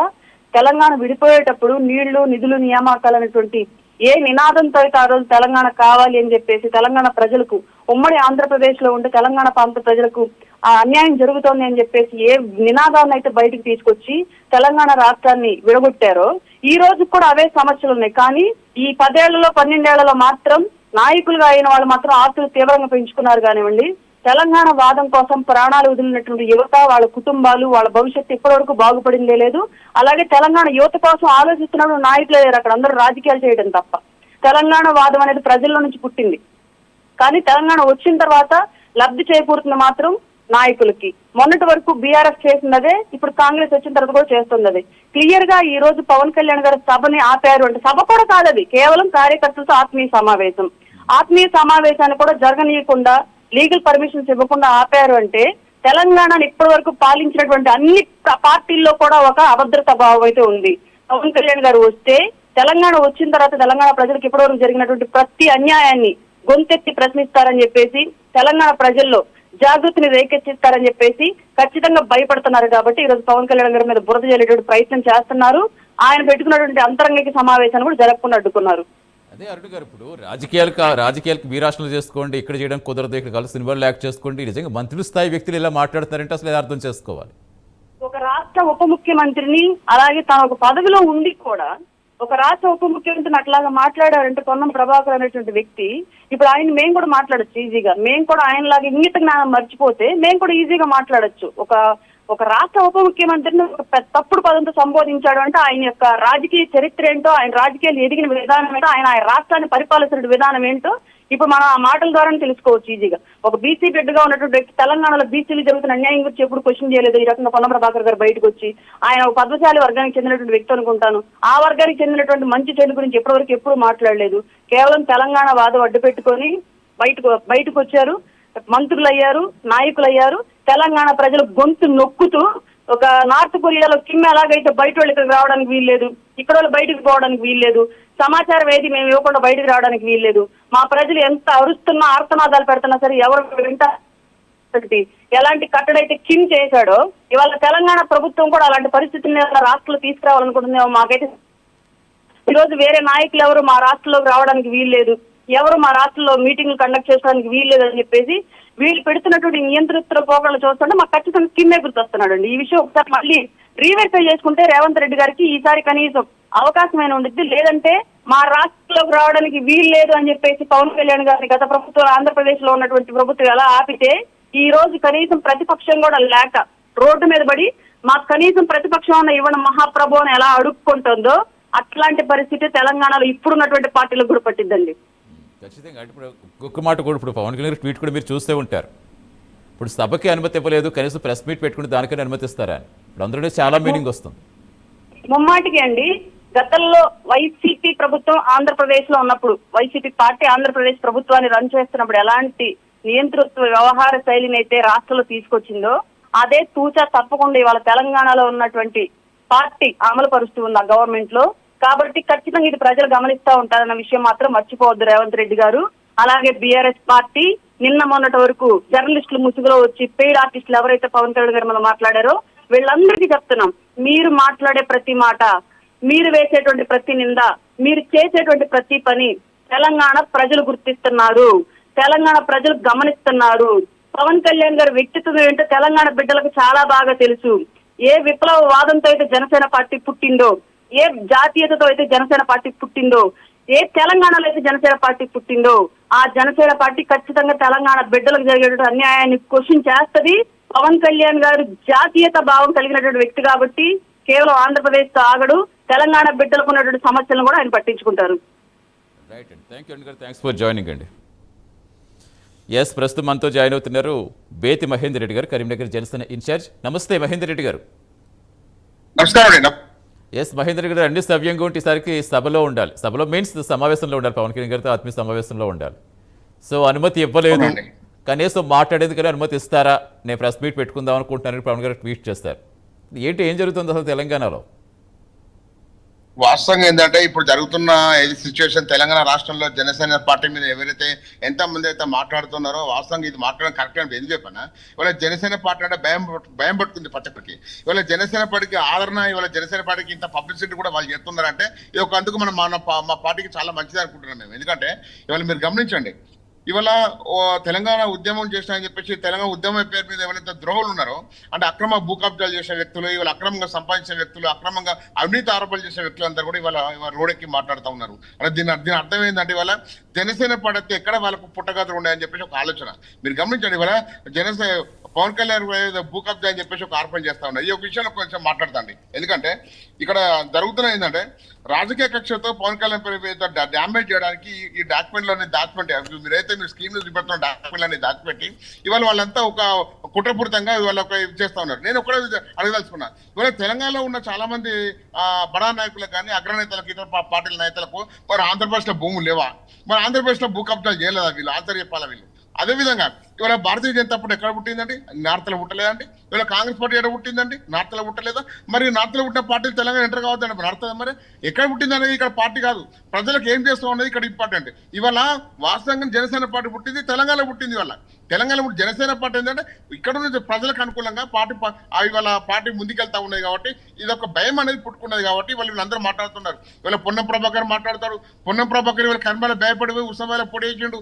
అక్కడ ఉత్సవాల పోటీ చేయడానికి ఎంతమంది సహకరించారో నాకు తెలుసు, ఆయన కూడా తెలుసు ఎంతమంది సహకరించారు. ఇవాళ మంత్రిపై రాగానే ఇవాళ బాగా అనే ఒంటెత్తి పోగలతో ఇష్టం ఉన్నాడు మాట్లాడి పవన్ కళ్యాణ్పై దూషిస్తూ ఉన్నాడు. ఇవాళ నేను అదే విషయం అనుకుంటున్నా, పొన్నం ప్రభాకర్ కానీ ఇదైతే తెలంగాణ ఉద్యమం విషయంలో ఎవరైతే ద్రోహులు ఏదైతే మాట్లాడుతారో వీళ్ళందరూ కూడా ఇవాళ రాబోయే రోజుల్లో తగిన గుణపడి చెప్పే రోజులున్నాయి. ఎందుకంటే రాబోయే కాలంలో మనకు జిహెచ్ఎం సెలక్షన్స్ ఉన్నాయి. ఇవాళ జిహెచ్ఎం సెలక్షన్ లో కూడా ఇవాళ జనసేన పార్టీ అనేక స్థానాల్లో పోటీ చేస్తా ఉన్నది. వల్ల 100% గెలిచే అవకాశం ఉంది. వల్ల వీళ్ళందరికీ ఏంటంటే జనసేన పార్టీ అనేది తెలంగాణ పుట్టాక మన పార్టీ కూడా ఇవాళ మన అన్నింటికీ పోటీదారు అవుతామని చెప్పేసి వీళ్ళకి భయం. ఎందుకంటే మీరు గమనించండి, ఇవాళ తెలంగాణ పేరు మీద ఏ పార్టీ లేదు. ఇవాళ తెలంగాణ రాష్ట్ర సమితి తీరే ఇవాళ భారతీయ రాష్ట్ర సమితి అయిపోయింది. మరి ఇక తెలంగాణ పార్టీ కావాలంటే మరి ఏ పార్టీ కావాలి? ఇవాళ మీరు ఒక విషయం ఆలోచించుకోవాలి. ఇవాళ ఏదో కవిత వచ్చి కొత్తగా కొత్త దుకాణం పెట్టించి ఏదో రేవంత్ రెడ్డికి కన్సర్న్ లో పనిచేస్తున్న ఈ కవిత గారు ఇవాళ టీఆర్ఎస్ అని పేరు పెట్టుకొని ముందుకొస్తా ఉన్నది ఇవాళ. కానీ వాస్తవంగా తెలంగాణ పార్టీ అని కనుమరుగు అయిపోయినాయి. రాబోయే కాలంలో కవిత పార్టీ కూడా కనుమరుగు అవకాశం ఉంది. ఇవాళ టీఆర్ఎస్ అంటే తెలంగాణ రాష్ట్ర సమితి భారతీయ రాష్ట్ర సమితి అయినాకనే అయిపోయింది. ఇవాళ భారతీయ రాష్ట్ర సమితి కూడా తెలంగాణ పార్టీ కాదు. మరి ఇవాళ ఇట్లా ఈ రకంగా మాట్లాడుకుంటే ఏ పార్టీ కూడా తెలంగాణ ఉండలేదు. మరి ఈ మాట్లాడుతున్న ఎవరైతే దొంగలు ఉన్నారో ఈ దొంగలందరూ మరి ఈ పార్టీల మీద ఎందుకు మాట్లాడతారో అని చెప్పి నేను ప్రశ్నిస్తా ఉన్నాయి. ఎందుకంటే మీరు గమనించండి, గతంలో కూడా ఎవరైతే టీఆర్ఎస్ పార్టీ ఎగిరిన వాళ్ళు ఎవరైతే ఉన్నారో అదే టీఆర్ఎస్ పార్టీ కడగొప్పని పేరు. ఇవాళ జనసేన పార్టీ అందరూ మాట్లాడుతున్నారు. రేపు రాబోయే జనసేన పార్టీకి ఆదరణ వచ్చారుకో ఈ మాట్లాడే దొంగలందరూ కూడా మళ్ళీ జనసేన పార్టీకి వచ్చి కండగొప్పుకునే అవకాశం ఉంటుంది. మనం చూస్తాను కండలు ఏ విధంగా కప్పుకుంటారు, ఏ విధంగా మారుతారు, ఎలక్షన్ రంగానే ఎట్లా కండలు మారుతారు అని చెప్పి మనం చూస్తాం. తీరా ఎమ్మెల్యే గెలిచే వాళ్ళు, ఎంపీలు గెలిచే వాళ్ళే ఇవాళ పార్టీలు మారుతూ ఉన్నారు. అందుకే నేను ఏమంటా అంటే జనసేన పార్టీ పవన్ కళ్యాణ్ గారు ఇవాళ తెలంగాణ రాష్ట్రంలో తెలంగాణ ఆవిర్భావ దినోత్సవం రోజు నవనిర్మాణ సభ పెడితే వీళ్ళందరికీ ఎందుకు నొప్పి వస్తుందో అర్థమవుతలేదు. ఇవాళ రాష్ట్ర ప్రభుత్వం కూడా ఎందుకు పర్మిషన్ చేయలేదో ఇంతవరకు ఆన్సర్ చెప్పట్లేదు. పర్మిషన్ చేయకుండా కారణాలు లేదు. ఇవాళ నువ్వు ఎవరైతే ఇవాళ వాస్తవంగా పర్మిషన్ ఇవ్వాలి, ఇచ్చి నువ్వు బందోబస్తు పెట్టుకోవాలి.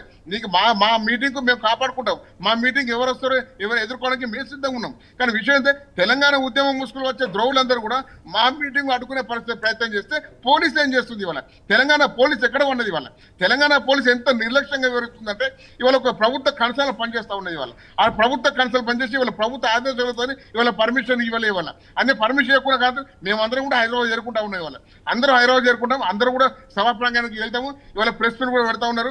ప్రెస్ మీట్ కి పర్మిషన్ ఏంటంటే నాకు అర్థం కానీ ప్రెస్ మీట్ కి పర్మిషన్ అవసరం లేదు. ఏ ప్రెస్ మీట్ అనే పర్మిషన్ తీసుకుంటారు? ఇక్కడ రాష్ట్రంలో ఏ ప్రెస్ మీట్ కి పర్మిషన్ ఉంటాయి? ఇవాళ ఏది అవసరం లేదు. ఒక బహిరంగ సభ మాత్రం పర్మిషన్ ఉంటుంది. అవునండి, బహిరంగ సభ కూడా పర్మిషన్ అంటే మేము మీ లెక్క ఇష్టం ఉన్నట్టు వ్యక్తిగత దూషణలు చేయం. మా పార్టీ సిద్ధాంతమే కాదు అది, మా జనసేన పార్టీ సిద్ధాంతం వ్యక్తిగత దూషణ చేయడు. వీళ్ళంతా వ్యక్తిగత దూషణ చేస్తున్నారు కాబట్టి ఇదే డిస్టర్బెన్స్ అవుతా అని చెప్పేసి అనుకున్నారు. డిస్టర్బెన్స్ ఎవరైతే జనసేన పార్టీ అడ్డుకునే వ్యక్తులు లిస్టు మీ దగ్గర ఉంది. వాళ్ళందరినీ హౌస్ అరెస్ట్ చేయనుంటే ఎందుకంటే హౌస్ అరెస్ట్ చేయాలి? వాళ్ళందరినీ కూడా వాళ్ళు పొద్దున హౌస్ అరెస్ట్ చేయాలి, ఎవరు రాకుండా చేయాలి. ఇవాళ వాస్తవంగా ఆవిర్భావ దినోత్సవం రోజు జనసేన పార్టీ మీటింగ్ పెట్టుకునే పరిస్థితి లేకుంటే ఇవాళ ఇతర పార్టీలకు అవకాశం ఇచ్చారు. ఎందుకు? మీరు అందరూ కూడా కలిసి పనిచేస్తూ ఉన్నారు.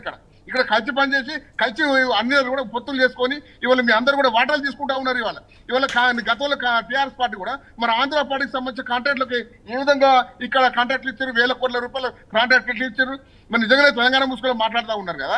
మరి ఇప్పుడున్న టీఆర్ఎస్ ఇప్పుడున్న కాంగ్రెస్ ప్రభుత్వము రేవంత్ రెడ్డి గారు అనేక సంవత్సరాలుగా అంటే ఇప్పుడు వచ్చి 2.5 సంవత్సరాలు అవుతుంది.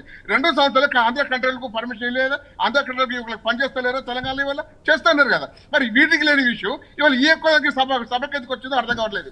నేను ఏమంటా అంటే ఇవాళ పవన్ కళ్యాణ్ గారిపై ఏదో బుకప్ చేస్తున్నారు అని చెప్పేసి మాట్లాడుతూ ఉన్నారు.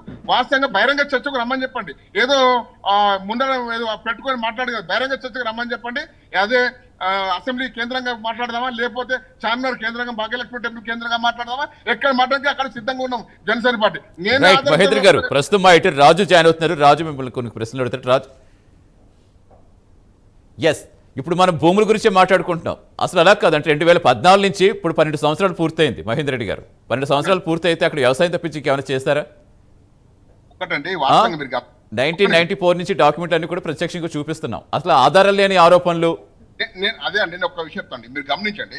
ఇవాళ 1994 రిజిస్టర్ అయిన డాక్యుమెంట్ నెంబర్ ఎంత 4364/1994 ఉంది కదా. దాని ప్రకారం ఈ శ్రీనివాసరావు నుంచి డి ప్రసన్న అంటే 29 ఎకరాలు కొంటే ఇది పవన్ కళ్యాణ్ చేసిన కబ్జాలు అవుతుందో ఆన్సర్ చెప్పాలి. ఎవరైతే సోకాల్డ్ భూ కబ్జా చేస్తారని చెప్పేసి మాట్లాడుతూ దొంగలు ఎవరైతే ఉన్నారో వీళ్ళు ఆన్సర్ చెప్పాలి. అదేవిధంగా 1994లో పవన్ కళ్యాణ్ గారికి ఉన్న వయసు ఎంత అంటే 23 ఏళ్ళ వయసు. 23 అంటే 20 ఏళ్ళ తర్వాత కొనే భూమి కోసం అప్పుడే డాక్యుమెంట్లు సృష్టించి కబ్జా చేస్తారని చెప్పేసి ఏదైతే అజ్ఞానులు మాట్లాడుతారో, ఈ యొక్క దొంగలు ఎవరైతే మాట్లాడుతారో వీళ్ళు ఆన్సర్ చెప్పాలి ఈ క్వశ్చన్ కూడా. తర్వాత 3వ పాయింట్, ఇప్పుడు పవన్ కళ్యాణ్ ఎంట్రీకి 10 ఏళ్ల ముందు అంటే 2005లో డాక్యుమెంట్ నెంబర్ 12506/2005 ద్వారా 5 ఎకరాలు జేవి రామకృష్ణకు రిజిస్టర్ అయితే అది ప్రభుత్వ భూమి ఎలా అవుతుందో మరి ఎవరైతే ఇప్పుడు టీవీలలో చూపెట్టుకుంటా పవన్ కళ్యాణ్ గారు తెలంగాణలో 10 ఎకరాలు భూ కబ్జా చేశారని చెప్పేసి అది FTL ప్రాంతంలో వస్తుందని చెప్పేసి ఫుల్ టేబుల్ ట్యాంక్ లెవెల్ అని చెప్పేసి మాట్లాడి ఆన్సర్ చెప్పాలి ఇవాళ. నేను అదేవిధంగా 2006లో డాక్యుమెంట్ నెంబర్ 9338/2006 ద్వారా మరో 5 ఎకరాలు డి పృథ్వీరాజ్ సింగ్ కొనుగోలు చేస్తే అప్పుడు లేని కబ్జా ఆరోపణలు ఇప్పుడు ఎందుకు వస్తాయి? అప్పుడు ప్రభుత్వాలు లేవా? అప్పుడు కాంగ్రెస్ ప్రభుత్వం లేదా? గతంలో మన వచ్చే 10 సంవత్సరాలు పరిపాలించిన టీఆర్ఎస్ ప్రభుత్వం లేదా? మరి ఇవన్నీ అప్పుడేం చేసినాయి ఇవాళ. అదేవిధంగా డాక్యుమెంట్ నెంబర్ 2013లో డాక్యుమెంట్ నెంబర్ 3231/2013 ద్వారా 10 ఎకరాల భూమికి SKVG కృష్ణరాజుకు చట్టబద్ధంగా AGP ఇస్తే అందులో పవన్ కళ్యాణ్ చేసిన తప్పేముందో కూడా ఈ దొంగలు ఆన్సర్ చెప్పాలి. ఎవరైతే మాట్లాడుతారో దొంగలు. నేను ఏమంటే ఇవాళ పవన్ కళ్యాణ్ గారు ఇమేజ్ డ్యామేజ్ చేయడానికి ఇవన్నీ చేస్తూ ఉన్నారు. అదేవిధంగా 2014లో కూడా డాక్యుమెంట్ నెంబర్ 3213/2014 ద్వారా AGP ఏదైతే హోల్డర్ నుంచి పవన్ కళ్యాణ్ భూమి కొనుగోలు చేయడం చట్టవిరుద్ధమని ఏ చట్టంలో రాసింది. వాస్తవంగా ఇవన్నీ ఎవరు మాట్లాడాలండి? ఇవాళ ఎవరు మాట్లాడాలి? ఇవన్నీ రెవెన్యూ అధికారులు మాట్లాడాలి, ప్రభుత్వం మాట్లాడాలి. ఈ ప్రభుత్వం మన రంగనాథ్ గారు మాట్లాడాలి. రంగనాథ్ గారు మాట్లాడలేదు, రెవెన్యూ అధికారులు మాట్లాడలేదు, ప్రభుత్వం మాట్లాడలేదు, కోర్టులో కేసు కూడా లేదు. ముఖ్యంగా ఏంటంటే కోర్టులో కేసు కూడా లేదు. బాధ ఉన్నాడు కోర్టు కేసు కోద్దాం. మరి మీకేం బాధ వచ్చిందో మాకు అర్థం కావట్లేదు. అదే గారు సబ్ రిజిస్టర్ ఆఫీస్లో పక్కగా స్టాంప్ డ్యూటీ కట్టి దాదాపు 2,70,00,000 రూపాయల వైట్ మనీతో కొన్న భూమిని కబ్జా చేస్తారని చెప్పేసి చెప్పడానికి సిగ్గు మానం ఉండాలి ఎవరైతే మాట్లాడుతున్న వ్యక్తులు ఎవరైతే.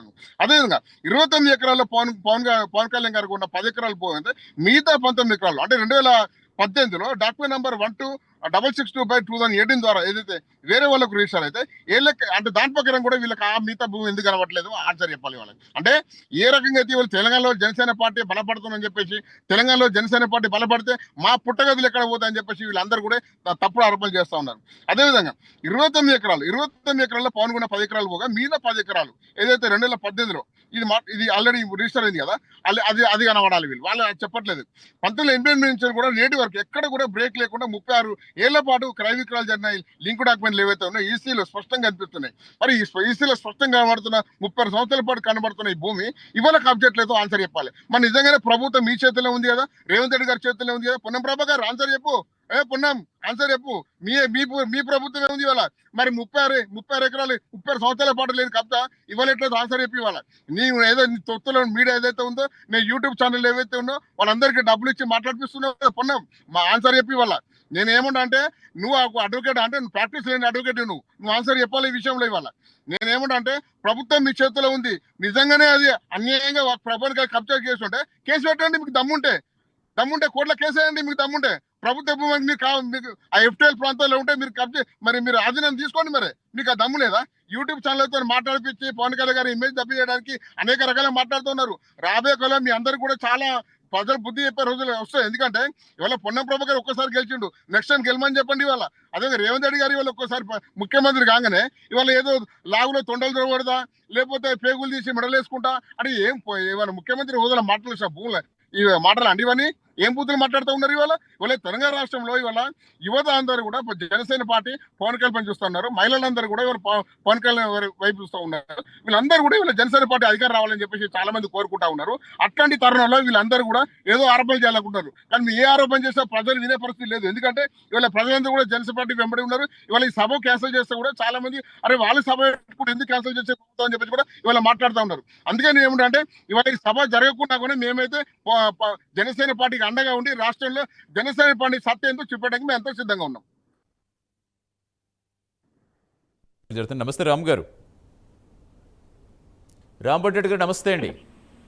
నమస్కారం అండి. ఎస్ రామ్ గారు, చూస్తున్నాం గత కొన్ని రోజులుగా ఎలాంటి ఆధారాలను ఆరోపణలు చేసి ఏ విధంగా మొత్తం ఒక లేనిది సృష్టిస్తున్నట్టుగా క్లియర్ కట్గా అర్థమవుతోంది. ఇక్కడ ప్రతిదీ కూడా రోజు మనం ఓన్లీ నాట్ ఓన్లీ 2014 1994 నుంచి ఏం జరిగింది, 1988 నుంచి ఏమైంది, 94 నుంచి ఏమైంది, ఎన్నిసార్లు రిజిస్ట్రేషన్ అయ్యి ఎవరి పేర్ల మీద అయ్యాయి, ప్రతిదీ ఆధారాలతో సహా డాక్యుమెంటేషన్ నెంబర్తో సహా అక్కడ డిస్ప్లే చేస్తున్నాం. అవునండి, చాలా చక్కగా వివరిస్తా ఉన్నారు. మనకి 1994 నుంచి ఈ విషయం అంటే రిజిస్ట్రేషన్ అయింది. మనం ఒక్కసారి వెనక్కి వెళ్తే కనుక పవన్ కళ్యాణ్ గారు భారతదేశంలోనే అత్యధిక మరి పేరు ప్రఖ్యాతులు గాంచినటువంటి నాయకులు. అలాంటి నాయకుల మీద కావాలనే దుష్ప్రచారం చేస్తూ వారిని ఊరినే అల్లరి చేయడానికి తప్ప వేరే కారణం ఏం లేదండి. మనం చూస్తా ఉన్నాం. మరి 94 నుంచి రిజిస్టర్ అయిన భూమికి అనేక ప్రభుత్వాలు మారినాయి. మనం చూసినట్లయితే కనుక 2004లో కాంగ్రెస్ గవర్నమెంట్, అంత క్రితం తెలుగుదేశం గవర్నమెంట్ ఉంది, 2008లో మళ్ళీ కాంగ్రెస్ గవర్నమెంట్ వచ్చింది. ఒకవేళ ఏదైనా తప్పు ఉండుంటే కనుక, ఏదైనా ఇల్లీగల్ ఎక్కడైనా లీగాలిటీకి కొంచెం ఇటు అటు అయినా సరే, ఎన్నికల బరిలో మనం చూసాం 2008లో పవన్ కళ్యాణ్ గారు స్టార్ క్యాంపెయినర్ గా చిరంజీవి గారు పార్టీ పెట్టినప్పుడు మాట్లాడారు. వాళ్ళు కావాలని ఏదో ఒక రకంగా ఇబ్బందులు పెట్టేటువంటి టైం అప్పట్లో మనం చూసాం 2008లో 2009లో. అప్పుడు ఏమీ మాట్లాడలేదు. తర్వాత మళ్ళీ టీఆర్ఎస్ ప్రభుత్వం వచ్చింది, 10 ఏళ్ళు అయింది, మళ్ళీ కాంగ్రెస్ గవర్నమెంట్ వచ్చింది. ఏదైనా విషయం ఉంటే ప్రభుత్వాలు ఎప్పుడో చర్యలు తీసుకుంటే, ఎందుకంటే ఒక ఫేమస్ పర్సనాలిటీని ఇబ్బంది పెట్టడానికి ఎవరు వెనకాడరు, పేరు ప్రఖ్యాతులు చెడగొట్టడానికి. మనం చూస్తూనే ఉన్నాం. కావాలని చెప్పి ఇవాళ రోజున మరి మంచి పేరు ప్రఖ్యాతులు ఉన్నటువంటి పవన్ కళ్యాణ్ గారిని ఇబ్బంది పెట్టడానికి, అంటే పబ్లిక్ లో ఇబ్బంది పెట్టడానికి తప్ప ఏమీ లేదని చెప్పి మేము అభిప్రాయపడతా ఉన్నాం. కావాలనే ఇది చేస్తూ ఉన్నారు. భవిష్యత్తులో ఇలాంటి జరగకుండా ఫేమస్ పర్సనాలిటీస్ కి అలాగే పాలిటీషియన్స్ కి ఇలాంటి జరగకుండా పరువు నష్టం రావాలంటే గట్టిగా పనిచేయాలి. చట్టాల్లో కొంచెం మార్పులు రావాలి. ఎందుకంటే ఒక పేరు ప్రఖ్యాతులు ఉన్నటువంటి వ్యక్తిని అనవసరంగా, ఇవన్నీ అవసరం లేదు ఆయనకి. ఆయన ఆంధ్ర రాష్ట్ర ప్రజలకి అలాగే భారతదేశానికి చేసినటువంటి సేవల్లో ఆయన ఎప్పుడు బిజీగా ఉంటారు. ఆయన ఖాళీగా ఉన్న సమయాల్లో సినిమాలు తీసుకుంటా ఉంటారు. అలాంటి నాయకుడిని కావాలని చెప్పి రచ్చ చేయడం తప్ప ఏం లేదని మేము భావిస్తున్నాం. కఠినంగా ఇలాంటి పబ్లిక్ స్పేస్ లో ఉంటగా ఆరోపణలు ప్రత్యారోపణలు ఇలాంటివి కొన్ని సహజంగా వస్తూనే ఉంటాయి, కామన్గా ఎదుర్కొంటూనే ఉంటారు. బట్ ఇక్కడ ఇలా వ్యక్తిత్వ హనన కిందే లెక్క వస్తుంది ఖచ్చితంగా ఇది. ఎందుకంటే అసలు ఆయన ప్రతిదీ కూడా వైట్ మనీతో 2,70 లక్షలు పెట్టి భూమి కొన్నాక, ఇప్పుడు అధికారులు లేనప్పుడు కూడా ఆయన సొంత డబ్బుతో కౌలు రైతులకు ఎంతో మందికి సేవ చేశారు. ఇప్పుడు తెలంగాణలో కూడా చాలా మందికి ఆయన సహాయం చేసుకుంటూ వచ్చారు. కొండగొట్టి ఆంజనేయ స్వామికి ఎన్ని కోట్ల నిధులు ఇచ్చారు కూడా మనకు అందరికీ తెలిసిందే. సో ఈ విధంగా ఆయన సేవా కార్యక్రమాలు చేస్తున్నప్పుడు కేవలం 10 ఎకరాల భూమిని కబ్జా చేసేసి 500 కోట్లు ఏదో చేసేసారు. ఇది ఎవరిష్టం వచ్చినట్టు కాదు. మనకి చేతిలో ఏదో ఫోన్ ఉంది కదా, ఏది ప్రెస్ చేస్తే అది ఆటోమేటిక్గా వెళ్ళిపోతుంది కదా, జనాల్లోకి ఏదో వెళ్ళిపోతుంది. ముందు మనకి ఏదో వ్యూస్ రావాలి, అయితే పబ్లిక్లో మనకి పబ్లిసిటీ రావాలి. ఈ విధమైన దొందాపంతో తప్పించి అసలు అక్కడ అందులో ఆధారం ఎంత ఉంది, అసలు ఆధారం ఉందా లేదా, ఆరోపణలు చేయడం ఎంతవరకు కరెక్ట్, పోనీ దేని మీద చేయాలి, ఏ విషయాల మీద చేయాలి, రాజకీయం అంటే రాజకీయ పరంగా మాట్లాడితే రాజకీయ పరంగా కౌంటర్ ఇచ్చుకుంటారు. కానీ ఇలాంటి వాటన్నింటినీ కూడా అంటే కేవలం మైండ్ డైవర్షన్ కోసం, డైవర్షన్ పాలిటిక్స్ కోసం ఈ విధంగా బిహేవ్ చేయడం ఎంతవరకు కరెక్ట్?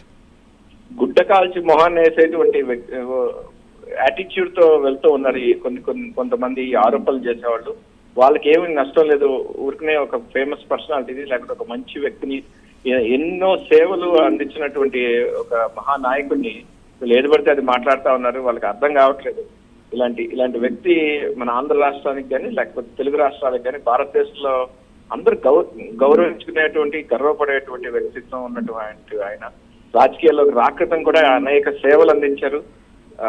అనేక కుటుంబాలను ఆదుకున్నారు, అనేక మనుషులను ఆదుకున్నారు, అనేక ప్రాంతాల్లో ఆదుకున్నారు. తెలుగు రాష్ట్రాల్లో తెలంగాణ ఆంధ్ర అనేది భేదం లేకుండా అన్ని చోట్ల ఆయన సేవలు అందించినటువంటి వ్యక్తి, మహోన్నతమైన వ్యక్తి పవన్ కళ్యాణ్ గారు. ఎలక్షన్స్ కి ముందు కూడా ప్రభుత్వంలో లేనప్పుడు కూడా రైతులకు మరి మరి ఎకరానికి అంటే ఒక్కొక్క రైతుకి ₹1,00,000 పైనే ఇచ్చారు, భరోసాగా ఇచ్చారు అప్పట్లో. మరి సూసైడ్ చేసుకున్నటువంటి రైతులకి, అలాగే అనేక వర్గాల ప్రజలకి చక్కగా సేవలు అందించారు. అలాంటి ఆయన మీద, అలాంటి వ్యక్తి మీద ఇలాంటి నిందలు మోపడం, గుడ్డ కాల్చి మొహాన్ని వేయడం చాలా దారుణం, చాలా ఖండించాల్సినటువంటి విషయం ఇది. ఖచ్చితంగా ప్రజలందరూ చూస్తూనే ఉన్నారు. ఇలాంటి అంటే ఆరోపణలు చేసే వాళ్ళ మీద ఖచ్చితంగా మరి చర్యలు తీసుకుంటారని ఆశిస్తాం. డెఫినెట్గా రామ్ గారు, ఇప్పుడు మనకి ఈ రోజు సభ గురించే మాట్లాడుకుంటే అన్ని సభ్యం గురించేసరికి సభ స్టార్ట్ అవ్వాలి. సభ అనే కంటే కూడా ఒక ఆత్మీయ సమావేశం. సో దానికి కూడా వాళ్ళు అడ్డంకులు సృష్టించి అనుమతి నిరాకరించారు అంటే ఇంక ఏ విధంగా చూసుకోవచ్చు? ప్రజాస్వామ్యంలో ఎవరికి ఎక్కడైనా మాట్లాడుకోవచ్చు. అలాంటిది పవన్ కళ్యాణ్ గారు ఆదరించేటువంటి ప్రజలు తెలుగు రాష్ట్రంలో, అలాగే భారతదేశంలో మరి చక్కగా ఆదరిస్తూ ఉంటారు. ప్రధానమంత్రి గారి దగ్గర నుంచి సామాన్యుడి వరకు ఆదరించేటువంటి నాయకుడు పవన్ కళ్యాణ్ గారు. మరి ఇవాళ రోజున తెలంగాణ ప్రభుత్వం ఇంకా పర్మిషన్స్ ఇవ్వకపోవడం, ఏదో ఒక సాకు చెప్పడం చాలా అన్యాయం. ఇది డెమోక్రసీ మీకే ఒక మచ్చ అని చెప్పి మనం ఖచ్చితంగా చూడాలి. ఇంకా సమయం ఉంది. తెలంగాణ ప్రభుత్వం ఖచ్చితంగా దీనికి పర్మిషన్స్ ఇస్తుందని మేము ఆశిస్తా ఉన్నాం. పవన్ కళ్యాణ్ గారు వారి పార్టీ ప్రతినిధులతో సమావేశం అవడానికి కూడా వారి పర్మిషన్ ఏంటో నాకు అర్థం కాదు. వాళ్ళు పర్మిషన్స్ ఇవ్వలేదు అంటున్నారు. ఇది చాలా దారుణం. ఒక డెమోక్రాటిక్ కంట్రీలో, మరి అత్యున్నత అంటే అతి పెద్ద డెమోక్రాటిక్ కంట్రీ మన భారతదేశం, ఇలాంటి డెమోక్రాటిక్ కంట్రీలో ఇలా చేయడం చాలా అన్యాయం. ఇది వారికి అర్థం కావట్లేదు. రాష్ట్ర మరి పరిపాలకులు మీద రాబోయే రోజుల్లో మరింత ఇబ్బంది పడతారు వాళ్ళు. ఎందుకంటే మచ్చలేనటువంటి నాయకుడు పవన్ కళ్యాణ్ గారు. పవన్ కళ్యాణ్ గారు ఎప్పుడు ప్రజల శ్రేయస్సు కోరుకునే వ్యక్తే తప్ప ఏదో రాజకీయాల కోసం ఏది సభలు పెట్టే మనిషి కాదు, లేకపోతే ఎవరినైనా అనవసరంగా నోరు పారేసుకునేటువంటి వ్యక్తి కాదు. ఖచ్చితంగా ప్రజల్లో చైతన్యం మరింత బాగా వస్తుంది. ఇవాళ గనక పర్మిషన్స్ ఇవ్వకపోతే చాలా ఇబ్బంది పడతారు. ఎందుకంటే తెలంగాణ రాష్ట్ర ప్రజలు, అలాగే ఆంధ్ర రాష్ట్ర ప్రజలు, తెలుగు ప్రజలు, భారతదేశంలో ఉన్నటువంటి ప్రజలందరూ మరింత చైతన్యవంతులయ్యి ఖచ్చితంగా ఇలాంటి ప్రభుత్వాలకి ఇబ్బంది మరి అడ్డపడతారని చెప్పి నేను అనుకుంటాను. Right and thank you Ram గారు, థ్యాంక్స్ ఫర్ జాయినింగ్ అండి.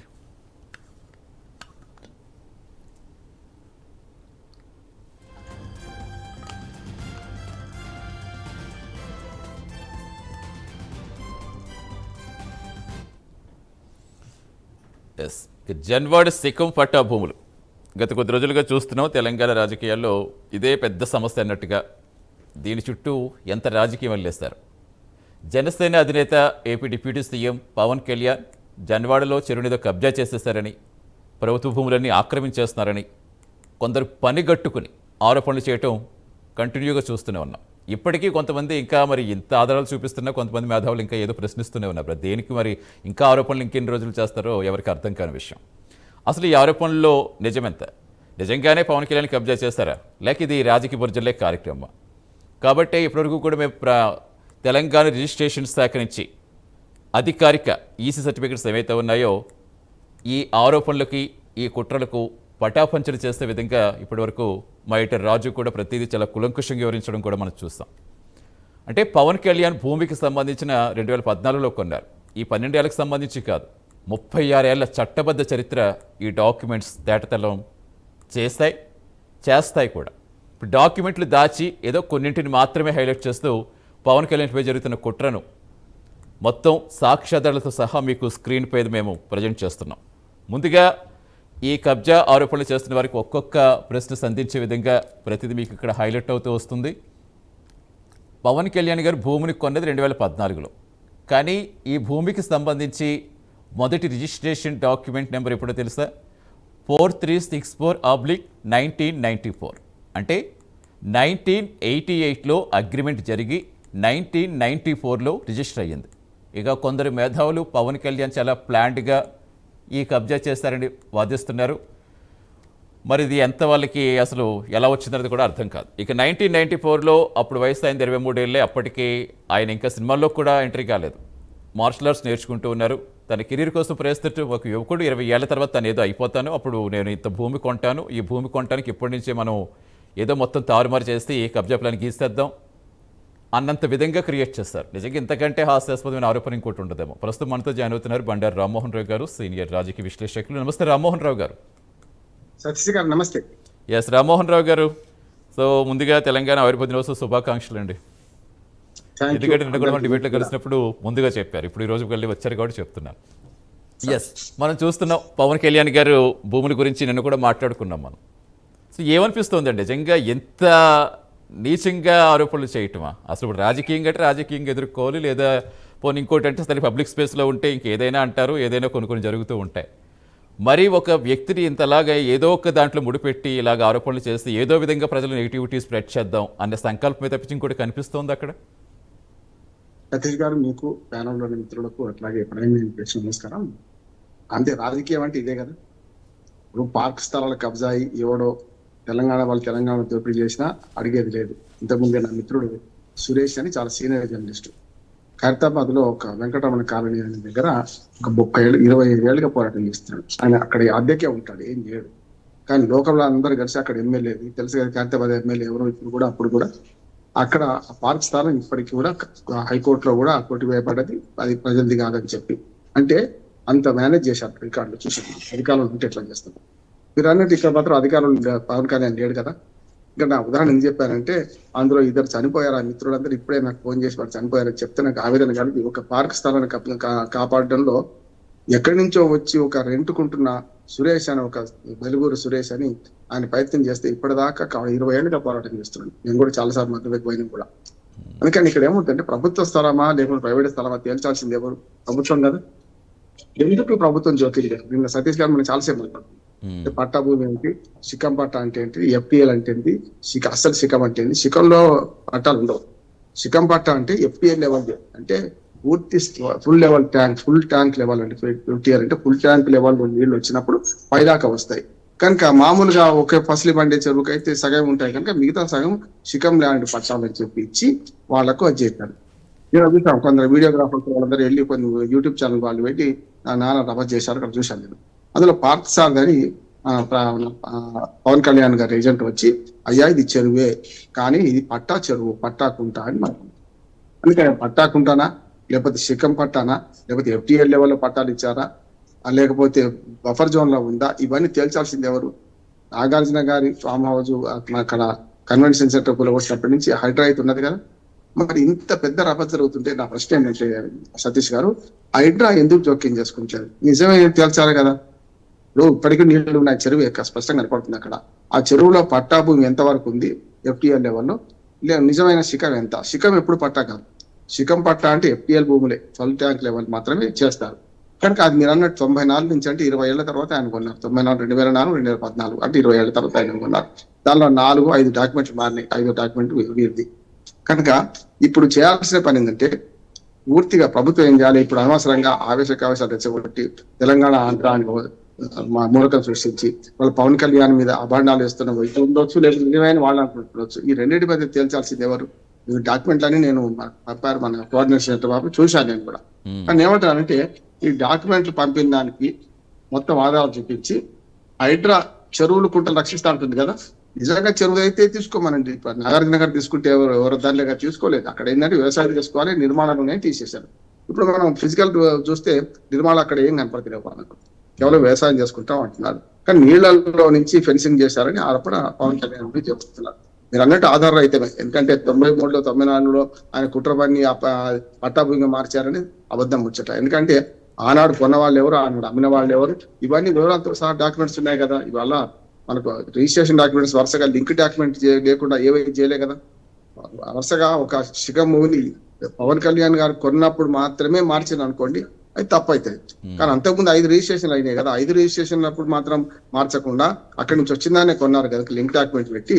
ఇంకా గట్టిగా మాట్లాడితే లోన్ తీసుకుంటే కూడా మాక్సిమం 20 ఏళ్ళ రికార్డులు, 30 ఏళ్ళ రికార్డులు అవుతారు. నేను బ్యాంకు ఒపీనియన్ ఇచ్చేవాడిని అడ్వకేట్ గా. నేనేమంటే 20-30 ఏళ్ల కన్నా ఎక్కువ అడగరు, లేకపోతే కాసరా పని పాతవి అడుగుతారు, 50 ఏళ్ళది అని అడుగుతారు. కనుక దాన్ని బట్టి చూడాలి తప్ప ఇవాళ ఈ మొత్తం ఈ చోద్యం చూస్తూ ప్రభుత్వం కూర్చుంటుంది. హైడ్రా రంగనాథ్ గారు ఇందులో ఇన్వాల్వ్ కావాలి వెంటనే. దానికి కావాల్సిన మద్దతు మనకు ఆదేశాలు ఇవ్వాల్సింది ప్రభుత్వ ఆదేశాలు ఉండే పోతలేడు కదా రంగనాథ్ గారు కూడా. ఇప్పుడు రంగనాథ్ గారు ఏం చేస్తున్నట్టు లెక్క చెప్పండి. ఇంత పెద్ద రంగనాథ్ గారు ఇన్వాల్వ్ అయ్యి ఆ భూమిని కొలిపించి ఇది దేందో ఉందో ఉన్నది కదా. మ్యాప్స్ అని ఉన్నాయి మనకు, జలవన్ మన ఇరిగేషన్ శాఖ ఇచ్చిన మ్యాప్స్ ఉన్నాయి, రెవెన్యూ శాఖ ఇచ్చిన మ్యాప్స్ ఉన్నాయి. ఈ రెండు కలగలిపి చూస్తే అర్థమవుతుంది కదా అంటున్నాను. అంటే ముందేతి కంకణానికి అదే ఎందుకు, ఇంత అంబిగ్యూటీ మెయింటైన్ చేయడం ఎందుకు? ఇటుపక్క తెలంగాణ బదులు లేకపోతే పవన్ కళ్యాణ్ వ్యతిరేకులు పోయి అక్కడ భూమి సర్వే చేయడం, లేకపోతే దాని మీద రకరకాల రాద్ధాంతాలు చేయడం కంటే ప్రజలను కొట్టుకునేటట్టు చేయకండి. అటు గ్రామస్తులు కూడా రెచ్చిపోతారు. ఒకసారి ఏమైందంటే వాళ్ళకు నేర్పితే రకరకాలు పోతారు కనుక ఇప్పుడు జరగాల్సింది ఏంటంటే ప్రభుత్వమే జోక్యం చేసుకొని పవన్ కళ్యాణ్ గారు నిజాయితీగా కొన్నారా, అది పట్టాభూగా లేకుంటే సిక్కం పట్టానా, FTL లెవెల్ ఉందా, బఫర్ జోన్ ఉందా, నిజంగానే సిక్కంలో ఉందా, అది కూడా చెప్తాను నేను. ఏదైనా సరే ఎంక్వైరీ చేసి తేలిస్తే ఒక సర్టిఫికేట్ ఇచ్చేస్తే ఈ పట్టాభూమి FTL సమస్య లేదు, ఇది ప్రైవేట్ వాళ్ళు వాడుకోవచ్చు. కాకపోతే రెండు నిబంధనలు ఉన్నాయి అందులో. సిక్కం పట్టాభూమిలో FTL లెవెల్లో ఎట్టి పరిస్థితులు నిర్మాణాలు చేయొద్దు, కొత్తగా బోరింగులు కానీ షెడ్లు కానీ ఏం వేయొద్దు, అది ఉన్నది, రూల్ ఉన్నది. అంతవరకు పాటిస్తే వ్యవసాయ భూమి చేసుకోవచ్చు. నీళ్లు లేనప్పుడు వాడుకోవడానికి సిక్కం పట్టాలు ఇచ్చారు. 2014 నుంచి ఆయన ఏం చేస్తున్నారు ప్రతిదీ కూడా మనం చూస్తూనే వస్తున్నాం కదండి. 2014 నుంచి ఇప్పటి వరకు కూడా ఆయన అక్కడ నిర్మాణాలు చేపట్టింది లేదు. పోనీ ఎవరి పేరు మీద ఏదో భూములు కొని ఆయన వెనక్కుడి నడిపిస్తున్నారు అంటానికి లేదు. ఆయన స్వయంగా నాకు చాలా ఇష్టం, వ్యవసాయం అంటే ఇష్టం, నాకు ఒక రైతుగా ఉండటం అంటే చాలా ఇష్టం అంటే ఆయన ప్రతిదీ కూడా వీడియోస్ రూపంలో మనం ఎన్నో చూస్తూ వస్తున్నాం. సో అంటే ఏంటి నిజంగా ఇప్పుడు మీరు అన్నట్టుగా ఇప్పుడు ఎవరన్నా ఒక మీడియాలో వచ్చినా, ఒక సోషల్ మీడియాలో వచ్చినా, లేదంటే హైడ్రాకి ఎవరైనా కంప్లైంట్ చేసి ఇమీడియట్గా వెళ్ళి తనిఖీలు చేస్తూ ఉంటారు. మరి ఇంత రచ్చ జరుగుతుంటే వెళ్ళి ఇది కాదు అని ఒక్క మాటలో చెప్పేస్తే పోయేదానికి ఎందుకు ఇంత నానుస్తున్నారు అనుకోవాలి? ఇప్పుడు తెలంగాణలో ఏదో సమస్యలు ఏమీ లేనట్టుగా దీని చుట్టూ ఎందుకు తిరుగుతున్నారు అనుకోవాలి? అందుకనే కదా ఇప్పుడు నాగేశ్వర్ గారి వివాదం అక్కడికి ముగిసిపోయింది. పవన్ కళ్యాణ్ గారు చాలా అద్భుతంగా ఎక్కడ కూడా తోడ్పాటు లేకుండా చెప్పేసిండు. సీనియర్ జర్నలిస్ట్ గారిని గౌరవిస్తున్నాను, ఆ కేసులు ఏమని పెడితే తీసేయమని చెప్పారు, అది బహిరంగంగా తీసింది. ఇటుపక్క నాగేశ్వరరావు గారు కూడా నేను కొంచెం తప్పు మాట్లాడినాము, నేను వెనక్కి తీసుకుంటా మాట్లాడినాను. అక్కడికి కేల్కతం దుకాణం బంద్ అక్కడ అయిపోవాలి. ఎక్కడైతే అంటే రాజు కంటే రాజభక్తి, స్వామి కంటే స్వామి భక్తి చూపించే వాళ్ళు ఇప్పుడు వాళ్ళ తెలంగాణ ఆంధ్ర వివాదాన్ని ముదిరిటట్టు చేసి పవన్ కళ్యాణ్ ఇక్కడ దోచేస్తున్నాడు, వీళ్ళందరూ వచ్చేస్తున్నారు, దోచుకుంటున్నారు. ఆ నిజంగా చెప్పాలంటే మరి అన్ని భూముల మీద ఎంక్వైరీ చేయాలంటే నష్టం ఉంది. ఇప్పుడు సినిమా యాక్టర్లు కొన్న భూములు చాలా ఉన్నాయి, లోకల్ వాళ్ళకు కొన్న భూములు చాలా ఉన్నాయి. గుండాలకు మద్దతు ఇచ్చే ప్రభుత్వాలు ఇట్లాగే చేస్తాయి. నేను ఏమంటున్నా స్పష్టంగా, నేను వెంకటరమణ గారిని ఖైరతాబాద్ స్పష్టంగా పేరుతో సహా చెప్తున్నాను. ఆయన చనిపోయాడు కనుక వాళ్ళని బాధతో చెప్తున్నాను. పార్కు స్థలం వచ్చి 20 ఏళ్ళు కొట్లాడితే ఏ ఎమ్మెల్యేలు ఎంపీలు ప్రతిపక్షం కానీ స్వపక్షం కానీ, అక్కడ రామచంద్ర గారు బీజేపీ ఎంపీ ఉండే, ఆయన ఎమ్మెల్యే ఉండే, ఆయన సహకరించలేదు. దానా నాగేంద్ర గారు 20 ఏళ్ళకి ఎమ్మెల్యే ఉండే, విష్ణువర్ధన్ రెడ్డి గారు ఒకసారి ఎమ్మెల్యే, జనార్దన్ రెడ్డి గారి కాలం నుంచి ఆల్మోస్ట్ 20 ఏళ్ళంటే అంతకంత ఎక్కువ కాలేదుగా కొట్లాడుతుంటే లోకల్ గా గుండాలు దాడి చేస్తున్నారు. పార్క్ స్థలాన్ని కబ్జా నుంచి కాపాడదాం అనుకుంటే అలాగే ప్రజా ఆలోచన వేదికని మనకు ఉప్పాల గోపాలరావు గారు కూకట్పల్లిలో హౌసింగ్ బోర్డులో చాలా పెద్ద ఎత్తున పోరాటం, ఆయన మొన్ననే చనిపోయారు. అంటే ఇట్లా కేవలం అక్కడ ఉన్నందుకు మన ప్రాంతాన్ని మనం రక్షించుకుందామని ధీరోదాత్తంగా పోరాడిన వాళ్ళేమో చతికిలు పడుతున్నారు. ఇట్లాంటి అవాకు చవాకులు పేలే వాళ్ళందరూ తీసుకొచ్చి ఇట్లా పవన్ కళ్యాణ్ భూముల గురించి మాట్లాడుతున్నారు. స్పష్టంగా చెప్తున్నా నేను, ఇది వాదనలతో కాదు, సెంటిమెంటో వాదనలతో కాదు, నిజమేదో నిగ్దాల్సిన బాధ్యత హైడ్రాది ప్రభుత్వం అంటున్నా. హైడ్రా నియంత్రించే ప్రభుత్వమే కదా. హైడ్రా ప్రభుత్వం చెప్తేనే పోలే కదా. ఇప్పటిదాకా చాలా భూమి మొన్న చూసాం. హైకోర్టు ఏమందని ఇచ్చింది, హైకోర్టు తీర్పు కూడా ఇచ్చింది, మీరు కబ్జా పెట్టిన భూమి హైడ్రాది కాదు, అది ప్రైవేట్ స్థలం. అంటే నిన్ననే ఆ స్థలంలో వీళ్ళు ఫెన్సింగ్ చేసి బోర్డు పెట్టిన బోర్డు పీకేయడానికి కూడా అనుమతి ఇచ్చి కోర్టు ఆ పీకేసిన దానికి కూడా మీరు పరిహారం ఇవ్వాలనేది నిన్ననే చూసాం మనం హైదరాబాద్ లోనే ప్రాంతంలో. అందుకని ఇట్లాంటి తప్పుడు కథలు చేసి హైడ్రా భంగపడ్డ చూసినాం, హైకోర్టుతో మొట్టికాయలు పడ్డ చూసినాం. అంటే ఎవరు దిక్కులేని వాళ్ళకు దేవుడు దిక్కు ఉండాల్సిన పరిస్థితి నుంచి దిక్కులేని వాళ్ళు పేదల తెరపోయి భూములు మన ఇళ్లను కూడగొడుతున్నారు, నిర్మాణాలను కూడగొడుతున్నారు. మరి ఇటువంటి దానికి వాస్తవం తెలపాల్సిన అవసరం ఉంది. పవన్ కళ్యాణ్ నిజంగా తప్పు చేసిన కొద్దిసేపటికి సతీష్ గారు అది తేల్చాల్సిన ప్రభుత్వం కదా. ఇప్పుడు ఈ మధ్యన మీడియా ట్రయల్ కాదు కదా, ఓటు కాదు, మీడియా ట్రయల్ కాదు కదా. మొదలు చేయాల్సింది ప్రభుత్వము, హైడ్రా పోవాలి, అది నిజంగానే FTL లో ఉందా, పట్టాభూమి కాదా అవునా, ఒక్క రోజులో తెచ్చి పడేస్తారంటున్నారు. 4 సర్వేలు పెట్టి తేల్చేయలేరా? ఎందుకు దీన్ని ఈ రాద్ధాంతం చేస్తున్నారు, ఎందుకు దీన్ని కొనసాగింపు చేస్తున్నారు అంటే రాజకీయం ఉంది ఇందులో. పవన్ కళ్యాణ్ బదనాం కావాలి. కాంగ్రెస్ పార్టీకి ఇష్టం అదే ఉన్నది, BRS కి ఇష్టం అదే ఉన్నది, బీజేపీకి ఇష్టం లేకుండా బీజేపీ కేంద్రంలో రాష్ట్రంలో ఇక్కడ అధికారంలో లేదు కనుక వాళ్ళు ఏం చేయలేకపోతున్నారు. బీజేపీ వాళ్ళకు నేను విజ్ఞప్తి చేస్తున్నాను, మీ తోటి సహచరుడు మీకు ఇట్లాంటి ఆరోపణలు వస్తున్నప్పుడు మీరు దాని గురించి శ్రద్ధ తీసుకుని MRO వినతి పత్రం ఇచ్చి చేస్తే బెస్ట్ కదా అంటున్నాను. అంటే ప్రభుత్వము ఇది కావాలని కోరుతుంది, ఇట్లా ఉండాలని కోరుకుంటుంది. తెలంగాణ వాదులు ఎప్పుడు కూడా అనవసరంగా దాడి చేయరు, కానీ తెలంగాణ వాదులకి ఇది ఊతమిచ్చే పరిస్థితి అయింది కదా ఇట్లాంటివన్నీ కూడా అంటున్నాను. వాళ్ళని తప్పుదో పట్టించడానికి కూడా కొందరు అది చేయొచ్చు. అటువంటిప్పుడు తెలంగాణ అవతరణ దినోత్సవం నాడు కూడా ఈ పని జరుగుతుంది, ఇట్లాంటి జరుగుతున్నాయి అంటే అర్థం బండారు రామ్మోహన్ రావు గారు ఒక చిన్న ప్రశ్న అండి. ఇప్పుడు ఏదైతే ఈ భూమి ఉందో ఈ భూమికి సంబంధించి 22A జాబితాలో ఉండింది, దాన్ని ఆయన కొనుగోలు చేశాడు అంటున్నాడు. కానీ మనం చూస్తున్నాం 1994 నుంచి ఈ 2018 వరకు అదే సర్వే నెంబర్కి సంబంధించిన 29 ఎకరాల భూములు రిజిస్ట్రేషన్లు జరుగుతూ వచ్చాయి. అదే 22A జాబితాలో ఉంటే రిజిస్ట్రేషన్లు జరగవు. అది చట్టం తెలిసినటువంటి ప్రతి ఒక్కరు కూడా తెలిసిన అంశం ఒకటి. రెండోది లింక్ డాక్యుమెంట్లు పక్కాగా ఉన్నాయి. ఇక్కడ పవన్ కళ్యాణ్ గారు 2014లో కొన్నారు. అంతకుముందు ఉన్నటువంటి లింక్ డాక్యుమెంట్లు చూసి ఆయన కొన్నారు. మీరు యాజ్ ఏ అడ్వకేట్గా లీగల్ ఒపీనియన్స్ ఇస్తూ ఉంటారు. సో అక్కడ ఉన్నటువంటి లింక్ డాక్యుమెంట్ల ఆధారంగా, అలాగే రెవెన్యూ రికార్డ్స్ ఆధారంగా, రిజిస్ట్రేషన్ డాక్యుమెంట్స్ ఆధారంగా ఈ భూమిని కొనుగోలు చేయొచ్చు అని చెప్పేసి అక్కడ ఉన్నటువంటి ఏదైతే లా నిపుణులు ఇచ్చినటువంటి ఆ లీగల్ ఒపీనియన్ మేరకు ఆయన కొనుగోలు చేశాడు. మరి ఇక్కడ ఆయన నిందితుడు ఎలా అవుతాడు సార్? ఒకవేళ నిజంగా అలాంటి పరిస్థితి ఉంటే బాధితుడు కదా కావాలి. మరి ఎందుకని ఇంకా కూడా చాలా మంది దాన్ని మసిపూసి మాయ చేసే ప్రయత్నం చేస్తున్నారు? పవన్ కళ్యాణ్దే తప్పన్నట్టు చూపిస్తున్నారు ఎందుకు? అదే రాజు గారు, నేను ఏమంటున్నానంటే ముంజేతికి అంకణానికి అర్థం ఎందుకంటున్నాను అంటే నిజంగానే ఇప్పుడు మన నిషేధిత జాబితాలో ఉంటే తొలగించవచ్చు. ఒక్కోసారి తప్పు కూడా నిషేధిత జాబితాలో ఎర్ర మార్క్ పెట్టేస్తారు చాలాసార్లు. అది పట్టభూమి అయి ఉంటుంది. గతంలో ఇంకోటి ఏంటంటే ఒకే సర్వే నెంబర్లో పట్టాభూమి వేరుగా ఉంటే అది వేరుగా ఒకటే సర్వే నెంబర్లు వేరుగా ఉంటే కూడా మనం చూసాం కదా. అసలు 2018 వరకు అయితే మన కొత్త పాస్బుక్ రాలే కదా. మనకు 2018లోనే మన భూభారతి చట్టం వచ్చింది, ధరణి 2019లో వచ్చింది. అంతకు ముందు దాకా నిషేధిత జాబితాలో చాలా వరకు లేకుండే ఇవన్నీ కూడా. నిషేధిత జాబితాలు కొత్త చేయండి 2019లో మనకు ధరణి వచ్చిన తర్వాత. ఎందుకంటే ఒక సర్వే నెంబర్లో ఒక కాలువ పోయింది అనుకోండి, ప్రభుత్వం ఒక 5 గుంటలు 10 గుంటలు సేకరించింది అనుకోండి, మొత్తం భూమిని నిషేధిత జాబితాలు చేర్చేసి లంచాలు తీసుకొని చాలా వరకు ఈ రెవెన్యూ వాళ్ళు పనిచేశారు. ఇది ఇప్పటిది కూడా కాదు కదా, ఇప్పటిదో కదా. అంటే 1994 కన్నా ముందు నిషేధిత జాబితాలు ఉంటే అది తొలగిన తర్వాత 5 రిజిస్ట్రేషన్ జరిగాయి కదా రాజు గారు. ఇప్పుడు చూపెడుతున్న అదే కదా. అయితే ఆ రిజిస్ట్రేషన్ తర్వాత లింక్ డాక్యుమెంట్ పెట్టుకొని చేశారు కదా అని చెప్పాను నేను బ్యాంక్ అడ్వకేట్ గా. అసలు మనం చూస్తే ఏంటంటే 50 పహాని కాసరపాని 1954, ఆ తర్వాత ప్రతి పహాని తీసుకొని 50 రికార్డు చూసినా కూడా మీరు 94 తర్వాత రికార్డ్ అయితే మారింది కదా. 94లో అయితే పవన్ కళ్యాణ్ గారు 20 ఏళ్ల పిల్లవాడే కదా అంటున్నాను. ఆయన మార్చుకున్నాక సెలబ్రిటీ కాదు, పిల్లవాడు పెద్దవాడు కూడా కాదు. ఎందుకంటే సమస్య లేదు. దీనికి పరిష్కారం ఒకటే. మనం ఎంత చేసినా ఎంత చేసినా కూడా రామ్మోహన్ గారు, సతీష్ గారు రాజు గారు, రామ్మోహన్ గారు షార్ట్ బ్రేక్ తీసుకొస్తాను కాదు కదా. రామ్మోహన్ గారు వస్తాం మళ్ళీ ఒకసారి రాజు గారు మళ్ళీ మీతో ఇంటరాక్ట్ అవుతారు. షార్ట్ బ్రేక్ తీసుకుని కంటిన్యూ చేద్దాం. Stay with us.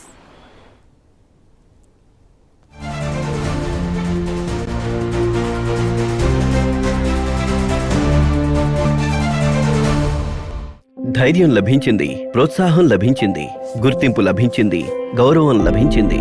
ఏళ్ల తరబడి వంచనకు గురైన వారికి ప్రధానమంత్రి వీధి వ్యాపారుల స్వయం సమృద్ధి నిధి మద్దతు లభించింది.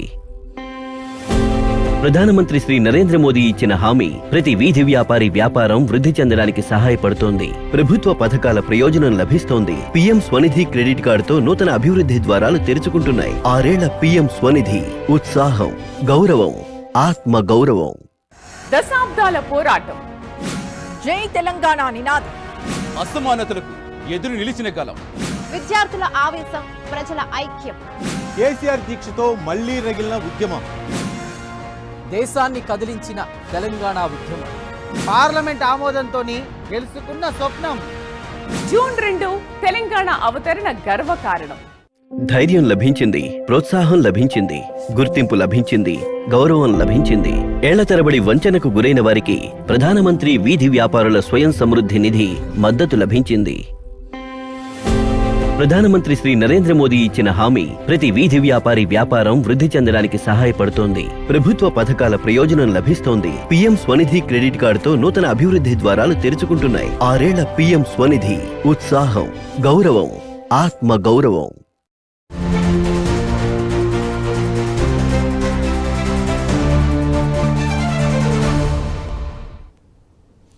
ఎస్, వెల్కమ్ బ్యాక్ రాజు గారు. ఎస్, ఫైనల్గా ఐ థింక్ మొత్తానికి అన్నిటికీ కూడా సమాధానం వచ్చే ఉంటుంది అనుకోవడానికి సమాధానం వచ్చే ఉంటుంది. సో ఫైనల్గా కంక్లూడ్ చేయండి. రైట్ సతీష్. ఎందుకంటే ఇక్కడ మనం ఒకటే ఏంటి అసలు లింక్ డాక్యుమెంట్ అనేది ఒక భూమికి సంబంధించినటువంటి స్వభావాన్ని, రిజిస్ట్రేషన్, దానికి సంబంధించినటువంటి పరిస్థితులను చెప్తూ ఉంటుంది. సో మనం ఇప్పుడు చూపించాం 94 నుంచి ఉన్నటువంటి అన్ని డాక్యుమెంట్స్ కూడా చూపించడం జరుగుతుంది. ఇంకా కూడా మనం లైవ్లో ఉన్నప్పుడే కింద చాలామంది మేధావులంతా కూడా కొన్ని కామెంట్స్ పెడుతూ ఉన్నారు. అది చెరువు భూమే కాదా? చెరువు భూమి కాదు స్వామి, అది చెరువుకి పక్కనే ఉన్నటువంటి FTL సికం భూమి అనేది పక్కాగా చెబుతున్నాం. అయినా సరే అది చెరువా కాదా? నెంబర్ 1. నెంబర్ 2, 22A జాబితాలో నిషేధిత జాబితాలో ఉందా లేదా దానికి సమాధానం చెప్పండి. 22A జాబితాలో ఉంటే రిజిస్ట్రేషన్ కాదు. 22A జాబితాలో ఉంటే రిజిస్ట్రేషన్ కాదు. ఇది స్పష్టంగా కనిపిస్తుంది. పవన్ కళ్యాణ్ తప్పు చేశాడా లేదని మరి కొంతమంది ప్రశ్నలు అడుగుతున్నారు. నిజంగా పవన్ కళ్యాణ్ తప్పు చేస్తుంటే 94లోనే అప్పుడే తప్పు జరిగి ఉండాలి. అప్పుడే పవన్ కళ్యాణ్ మీద నేరుగా రిజిస్ట్రేషన్ అయి ఉండాలి. కానీ ఎప్పుడైంది అది? 2014లో అయింది. అంటే 20 సంవత్సరాల తర్వాత జరిగింది. ఒకవేళ 94కి ముందు అది నిగ్గా నిషేధిత జాబితాలో ఉంది, లేదా అప్పట్లో ప్రభుత్వ భూమిని వాళ్ళు ఏమైనా ఫ్యాబ్రికేట్ చేస్తే అది పవన్ కళ్యాణ్కి ఎలా ఆపాదిస్తారు? నిజంగా అలాంటి పరిస్థితి ఉంటే. కానీ ఇక్కడ ఉన్నటువంటి రికార్డ్స్ ప్రకారం అది ప్రభుత్వ భూమి కాదు అని చాలా స్పష్టంగా చెబుతుంది. అది సికం పట్టా భూమి అని చెప్తున్నారు. మరి ఇంత స్పష్టంగా డాక్యుమెంట్లు ఉన్నా కూడా పవన్ కళ్యాణ్దే తప్పు, పవన్ కళ్యాణే తప్పు చేశారు. అంటే పవన్ కళ్యాణ్ తప్ప వీళ్ళకి ఎవరు కనిపించట్లేదు అనమాట. అంటే టార్గెట్ ఆయనే కాబట్టి కళ్ళ ముందు సాక్ష్యాలు కనిపిస్తున్నా కూడా వాటిని చూడలేనటువంటి పరిస్థితులు ఈ మేధావులంతా కూడా ఇంకా ప్రశ్నలు అడుగుతున్నారు. ఇప్పుడు మనం లైవ్ చేస్తుంటే కింద కామెంట్స్ అనమాట. 22A జాబితాలో ఉందా లేదా? 22A జాబితాలో ఉన్న రికార్డ్స్ ఏవి కూడా రిజిస్టర్ కావు. నెంబర్ 1. నెంబర్ 2, పవన్ కళ్యాణ్ ఏం సంబంధం? అసలు పవన్ కళ్యాణ్ కొనేది 2014లో, మరి 1994 నుంచి రికార్డు మెయింటైన్ అవుతుంది. మరి జరిగితే అప్పుడు జరగకుండా వచ్చాం తప్పు, అంతేగాని 2014లో జరగలేదు కదా. మరి ఆ తెలివితేటలు కూడా లేకుండా చాలా మంది వ్యవహరిస్తూ ఉన్నటువంటి పరిస్థితి. సో రికార్డు పరంగా పక్కాగా ఉంది. అక్కడ సికం పట్టా భూములు ఏ విధంగా అయితే వినియోగించాలో ఆ నిబంధనల ప్రకారమే అక్కడ భూస్వభావం కూడా ఉంది. అక్కడేమో నిర్మాణాలు కట్టలేదు, అక్కడే కాంక్రీట్ తోటి నిర్మాణాలు చేపట్టినటువంటి పరిస్థితి లేదు. అక్కడ ఉన్నటువంటి నిబంధనల ప్రకారమే ఆ భూమిని వినియోగిస్తున్నారు. మరి దాన్ని పట్టుకొని వచ్చేసి పవన్ కళ్యాణ్ ఏదో చేసేసాడని చెప్పేసి, తెలంగాణకి సంబంధించినటువంటి వనరులని దోచుకుంటున్నాడని చెప్పేసి, అంటే ఇంకా పెద్ద పెద్ద మాటలు అనమాట. ఒక్కొక్కరు ఇష్టానుసారం, అంటే వాళ్ళ చేతిలో ఒక చిన్న పెన్ను ఒక ఫోన్ ఉంటే చాలన్నమాట, ఇష్టానుసారంగా మాట్లాడిస్తూ ఉన్న పరిస్థితి. సో మాట్లాడే సందర్భంలో మన మాటకి ఒక స్టాండర్డ్ ఉండాలి, ఆ స్టాండర్డ్కి ఒక సాక్ష్యం ఉండాలి. ఇవి లేకుండా ఇష్టానుసారంగా మాట్లాడితే ఏదో ఒక రోజు వాస్తవం తెలుస్తుంది. ఆ వాస్తవం తెలిసిన రోజు పశ్చాత్తాపడాల్సినటువంటి పరిస్థితి అయితే ఉంది. సో మొత్తానికి మనం చూసాం, ప్రైమ్ లైన్ అన్ని కూడా బయట వెలుగులోకి తీసుకొచ్చింది. ఆ రోజు నుంచి ఈ రోజు వరకు డాక్యుమెంట్ నెంబర్లతో సహా, కొనుగోలు చేసినటువంటి వాళ్ళ పేర్లు, అమ్మినటువంటి పేర్లతో సహా చాలా స్పష్టమైనటువంటి ఆధారాలను ముందు పెట్టడం జరిగింది. ఒకవేళ ఆ భూమి నిజంగా చెరువు భూమి అయితే పవన్ కళ్యాణ్ బాధితుడు అవుతాడు కానీ నిందితుడు కాదు. లేదు అది పట్టా భూమి అయితే దానికి ఆయన యజమాని అవుతాడు. ఇది చాలా స్పష్టంగా ఈ డాక్యుమెంట్ ద్వారా మనకు కనిపిస్తుంది. ఖచ్చితంగా రాజు, ఖచ్చితంగా. ఎందుకంటే మీరు 67A చట్టం ఏం చెప్తుందో మొన్న రీసెంట్గా చేసిన వీడియోలో చెప్పే ప్రయత్నం చేశారు. ఒక కేసులో హైకోర్టు ఏమి న్యాయం ఇచ్చిందో హైకోర్టు తీర్పుకు సంబంధించి చెప్పారు. ఒకటని కాదు, ప్రతిదీ సాక్ష్యాలతో సహా. ఏదో పనిగట్టుకుని వాళ్ళు మసిపూసి మారడికాయ చేస్తే ఏదో గుట్టకాల్చి మొహమ్మద్ వేసేట్టుగా కాదు. ప్రతిదీ సాక్ష్యాలతో సహా రిజిస్ట్రేషన్ శాఖలో ఏం చెప్పింది, ఎప్పుడు ఈ డాక్యుమెంట్ నెంబర్స్ ఏంటి, ఎప్పటి నుంచి ఇవి రిజిస్ట్రేషన్స్ అయ్యాయి, ఎంతమంది చేతులు మారాయి, ఎప్పుడు పవన్ కళ్యాణ్ గారు తీసుకున్నారు, అప్పటి నుంచి నిర్మాణాలు చేపట్టారా, ప్రతిదీ ఆధారాలతో సహా చూపించే ప్రయత్నం. కేవలం ఏదో వ్యూస్ వస్తాయనో లేకపోతే మరొకటి చేతిలో మనకి ఏదైనా మాట్లాడే స్వాతంత్రం ఉంది కదా అని, మరి వాళ్ళకున్న స్వాతంత్రం ఇక్కడ మళ్ళీ వీళ్ళు సమావేశాలు పెట్టుకోవడానికి, సభలు పెట్టుకోవడానికి, లేదా ప్రెస్ మీట్ పెట్టుకోవడానికి అనుమతి తీసుకోవాల్సిన సిచ్యువేషన్ వేరే మళ్ళీ ఇలా వర్తిస్తుంది. సో మొత్తానికి చూద్దాం రాజు, మరి సాయంత్రం పవన్ కళ్యాణ్ గారు ఏమైనా స్పందిస్తారా వీటి మీద? ఇక నవనిర్మాణ సంకల్ప సభకు సంబంధించి మరి ఆత్మీయ సమావేశం ఏమైనా జరగబోతుందా, మరి ఏం జరగబోతుందో కూడా చూద్దాం. థ్యాంక్ యూ రాజు. అలాగే మీతో పాటుగా ఇక్కడ డిబేట్లో పాల్గొన్న బండారు రామ్మోహన్ గారికి, అలాగే జనసేన నాయకులందరికీ థ్యాంక్ యూ సో మచ్ అండి. ఇది ఇవాళ స్పెషల్ డిబేట్. నమస్తే.